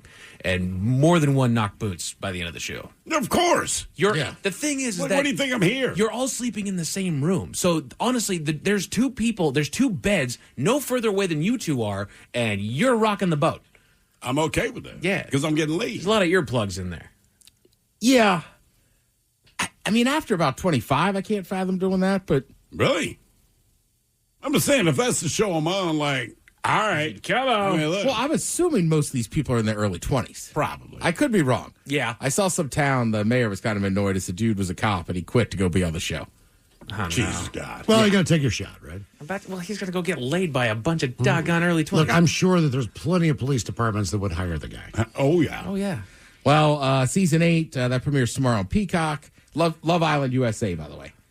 Yes. One woman's already been kicked off. Do we know what the island is? Do they know their location? I feel like it's Fiji. It might be Fiji. That might be Bachelor in Paradise. I'm not positive right. where it's at. It's always somewhere really gorgeous. Yeah. Right, so this woman, Vanessa Montgomery, basically somebody dug around back to when she was younger, found videos of her singing along to a rap song and dropping the N-word. So, and then I guess she yelled it at an arcade game. She should not do it. It does seem crazy to me, like I don't know, these videos. Like, is she even famous enough to be digging up videos? But she was singing to a rap song, right? Yeah. I mean, like, as a black dude, I just got to think, like, look, man, if you're going to appeal to a white audience, right, as a rapper, like, and you're going to put it in your song, that's what they're going to sing. Yeah. Right? You could, listen, you could take it upon yourself to not do it, but you can't put it out there and make a catchy song, and then it's like a chick walking around topless and saying, stop looking at my boobs. Yeah. You just go like, look, man, you are in position to do something about it. You made the decision not to, so I might not like it, but I'm not putting that ass out. I want to sing so Gold you Digger put it loud out and there. proud. Yes, you do. Screaming at the top of my lungs. Don't release it as a single. That's the decision you made. You sold everyone out, not anyone else, man. It's on you. My whole issue with this debacle, I don't remember if it started at the beginning of last season or if it went the season before, but somebody, definitely last season, one of the contestants, early on, there was a video that showed up from like a month prior or 2 months prior where she was dropping the N-bomb like crazy in all of her videos, and she was... She wasn't of pale complexion, but I think they dubbed her not quite dark enough to be making that particular statement. You're black or you're not. Don't say it. And it's so easy. And the thing is that they kind of blackbacked her off of the show. All of us, they don't really make a whole lot of mention of it. She got a one-sentence notion of like, Regina has left the island, and now we have Steve over here who's lounging out, and he, so the guy that's announcing it and narrating it made one hot mention of it, and they just completely erased. It's kind of like radio. All of a sudden, we just don't talk about that anymore, right? Hey, whatever. We don't know. Yeah, that's right. Yeah, exactly. And then we actually lost 2 last year because of things that resurfaced from decently recent memory. My problem with this is that before the show even starts, now this troop of people, now that it's gotten popular, because the last season was one of the most popular seasons that they've had, it just keeps going up. But now you get the crazies in there that now it's their mission. Now they're doxing the people. Now they're going in there and they're trying to, and it's not about stopping racism or anything like that. It's about being the one that found it, in my opinion. Oh, yeah, of course. Yeah. In my opinion, that's what they're doing. Yeah. That is what it is. Right, that's the game. Yeah. Now you get to be the one that said, ha! Now you get to be ruined. Right. It's like nobody in here is excusing it at all. But it's like, she was dumb at 18 and was rapping along to the lyrics. It's like it's a photo of her with Confederate flags and dropping it. I'm like, all right. If you're giving a speech, that's one thing. If you're singing to a song that an artist chose to release, assuming that artist is black. Right. That goes a long way. It'd be different if you're like, oh, no, Morgan Wallen. David Allen Coe. Right? But it's like, look. Growing up in if a black artist put out a song and you drop an M-bomb and you release it as a single, like, it bugs me, but obviously that artist does not care, and that's something for them to figure out. Maybe they get a little older and they understand the struggle, because when you're young, you don't know. Sure. So I get it. So, like, look, if you choose to do that, you can't also get mad that someone found your song catchy and sang along. It's a decision that you made. And you'll get a little older. You'll get a little real life experience. Be like, I probably should not have done that. I do think it's hilarious though. Like, no. I was rapping along to a song. It's like, well, dude, Mike made that song. Right. That's the difference. Mike puts the song. Mike, you wrote Gold Digger. I'm a great lyricist, man. Like I'm I know I can't say it, but I give it to others. Hey, Kanye, it's me, Mike Hawk, man. It's called Gold Digger, but like I can't do it. Growing up as a teenager in Enumclaw, like I understand to this day the true gravity of it, and I know you know when you're growing up not to say it because it hurts people's feelings, but you don't understand the gravity of it at that time. And when you're in middle school, high school, nothing matters. That's why you say it's just a word, man. And right. Kids are stupid. Yeah. Yeah, kids are stupid. I don't even watch Love Island. Oh man, pick it up. There's a bunch of racists on there. Right. People are hooking up in the same room. Hot blonde, being racist, bikinis. There's probably one on there. Who knows? She's just not saying it. Ted, you'd love it. There's giant fake tatas and BBLs all over the place. Actually, yeah, the Brazilian butt lift is massive right now. Just to say, Arsenal lost in the Champions League final, but still, valiant effort. Got it, as far as they could. And then, hey, I know it sounds random. Good sports on. College baseball. There's Super Regionals coming up this week. We'll have the NBA Finals starting. Shout out to San Antonio Spurs. Game 7 knocked out the damn Thunder. Yes. I think we all cheered for that. Thank you, Tim. We appreciate it. You're listening to The Men's Room. Turns with Miles and Thrill. Now, let's see what's happening in the real world. All right, here we go. A copper wire thief enlists an 11-year-old girl to help him while holding his flashlight. Mm-hmm. Meanwhile, a Florida man whips it out at a Taco Bell. He has a live fish. Quite the sight. Girl Scouts use cookie money to make wheelchair for kids. A woman lies about cancer to get donation, then falls off the grid. And a neighbor from hell could be getting jail time. It's time for your headlines. Now, it's time to hit the headlines. Here's Mike Hawk. Our top story, we're going to Florida, where the locals keep the stereotype alive. Authorities got the call at 1 in the morning last Wednesday. Side note, 1 in the morning on a Tuesday night. That's getting it done. About a man acting suspiciously outside of a local Taco Bell. They arrived on the scene to find our man in full Florida fashion, with his pants down and his, quote, chimichanga out, according to authorities. That is their quote. All right. He quickly attempted to cover himself upon seeing police, but the damage was done. He was arrested on charges of indecent exposure, and in his possession at the time of his arrest was a beta fish in a plastic bag that was seized. The fish was named Baja Blast and is reportedly doing well and appears healthy.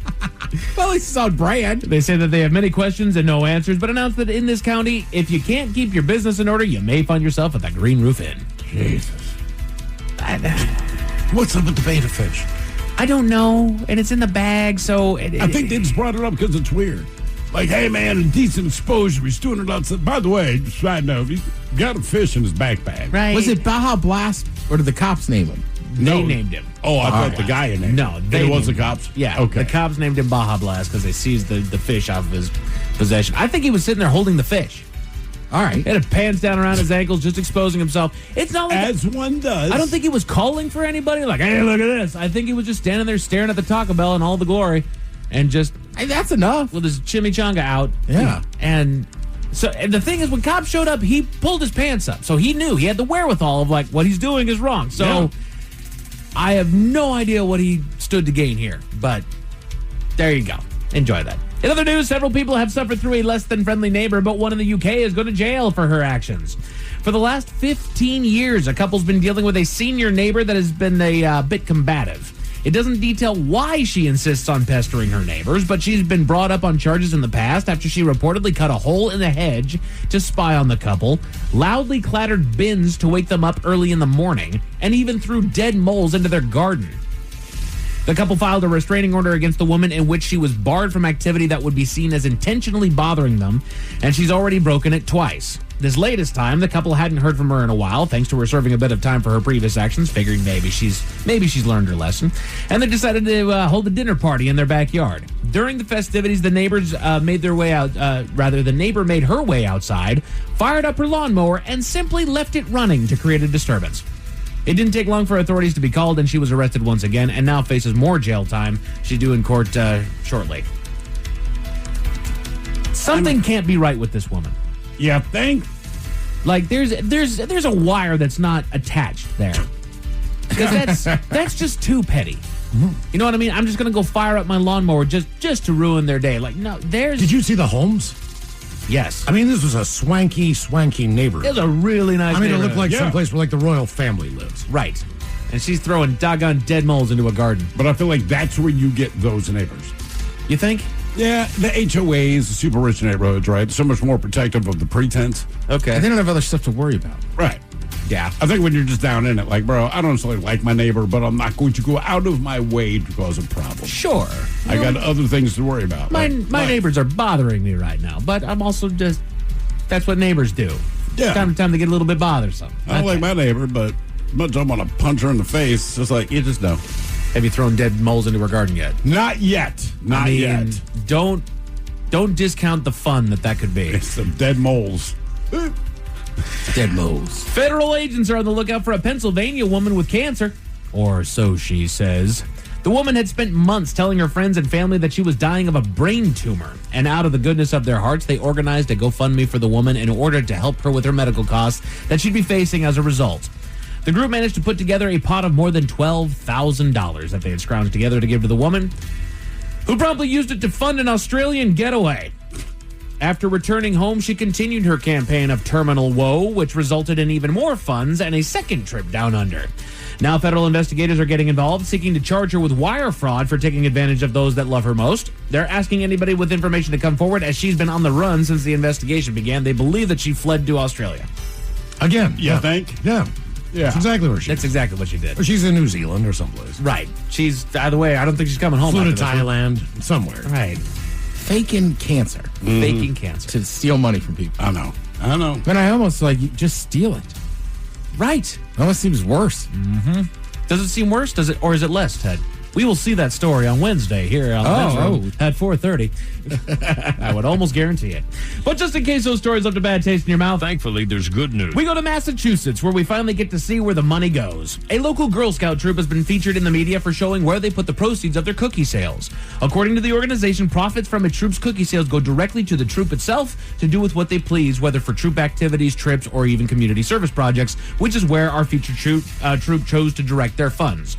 They had taken a trip to their leader's work, the Boston Home, a residential care center for adults with neurological conditions, and they were quickly inspired by the sophisticated wheelchairs that were used at the facility. They quickly learned that they could make a child-sized chair of their own using 3D printed parts and set out to make one. 200 hours of printing and an hour of assembly later, they had finished their project of a 3D printed toddler mobility trainer to help kids with mobility challenges. All right. With this one finished, they're excited to make more in the near future. See, I think they're just saying that. Oh, absolutely they are.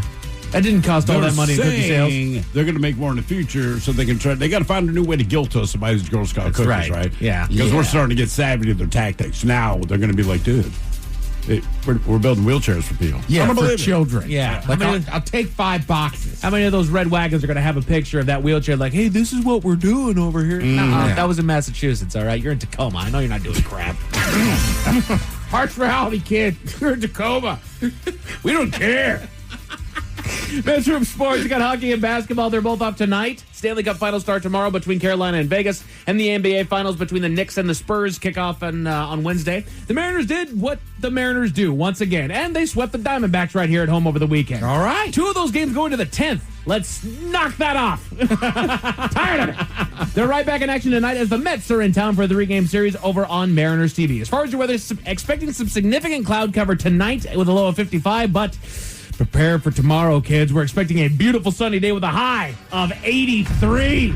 Tip your headlines with that. Mike Hawk is out. Thanks, sir. Appreciate it. In the doghouse tomorrow with Sit and Spin the lovely Jolene in just minutes. Yes, indeed. It's all true. But in the meantime, well, we be all about this bitch. So until tomorrow, please do what you do best. And for Aletha's sake, stay beautiful.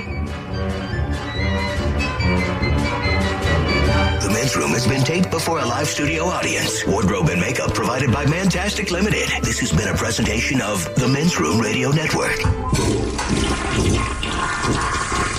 Oh, man! A Double Flush production.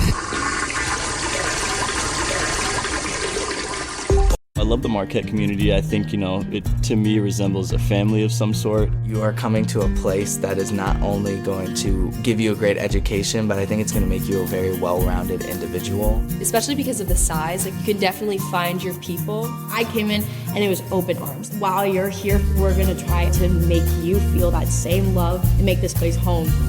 We are Marquette. We are Marquette. We are Marquette. We are Marquette. Washing your dishes before you wash your dishes? Dirty Labs believes going green in the kitchen should not mean doing extra work. Their bioenzyme dishwasher detergent cuts through stuck-on food and leaves dishes sparkling, without compromising on safety or performance. No pre-rinse, no post-rinse, no compromise. Just powerful cleaning made without harsh chemicals. If Dirty Labs can't make you believe in the power of green cleaning, nothing will. Head to dirtylabs.com and use code PODCAST to get 20% off your first order. This episode is supported by Ring, because at the end of the day, your home is your sanctuary. And with Ring, it's protected. Whether you're across the house or across the country, keeping an eye on things shouldn't be a mystery. With the battery doorbell, you can keep track of your packages and see more of what's happening at your front door in real time. If you want to make sure your yard is safe at night, the Outdoor Cam Plus delivers a wide field of view and enhanced video clarity with Retinal 2K video. And for the ultimate in detail, you can upgrade to 4K cameras and doorbells featuring Retinal Vision. It gives you ultra-clear footage that actually lets you zoom in without losing those important details. The Ring system is helpful every single day. Like a lot of us, most of our shopping is done online. There's a certain peace of mind that comes with knowing exactly when a package arrives while you're busy at work or running errands. It's not just about the technology. It's about the relief of knowing your home is secure. It's incredibly easy to set up, and it gives you that extra layer of protection for what matters most. Your door, your yard, your home, your peace of mind. With Ring, it's protected. Shop cameras, doorbells, and more right now at ring.com. Carpal tunnel syndrome, heart failure that doesn't improve with common medicines. These are some signs and symptoms associated with ATTR-CM, or the cardiomyopathy of ATTR amyloidosis, a serious heart condition with symptoms that get worse over time. Amvuttra, vutrisiran, is a prescription medicine given by a healthcare provider that treats ATTR-CM in adults to reduce heart-related death, hospital stays, and urgent visits. In a clinical study, Amvuttra was proven to help people live longer and have fewer heart-related hospital stays and urgent visits over 3 years compared to placebo. Amvuttra lowers the amount of vitamin A in your blood, which can affect vision. Other side effects include pain in the arms or legs, pain in the joints, and shortness of breath. These are not all the possible side effects of Amvuttra. For prescribing information, call 1-833-256-2748 or learn more at amvuttra.com. Ask your doctor about Amvuttra for ATTR-CM. Hi, I'm Kirk Cameron. Is health insurance eating up your budget for 2026? If you're looking for ways to better steward your finances, consider this. Christian Healthcare Ministries is a health insurance alternative at half the cost. As a ministry, CHM allows you to share the burden of medical bills with other believers. Join CHM today by visiting chministries.org/solution. That's chministries.org/solution.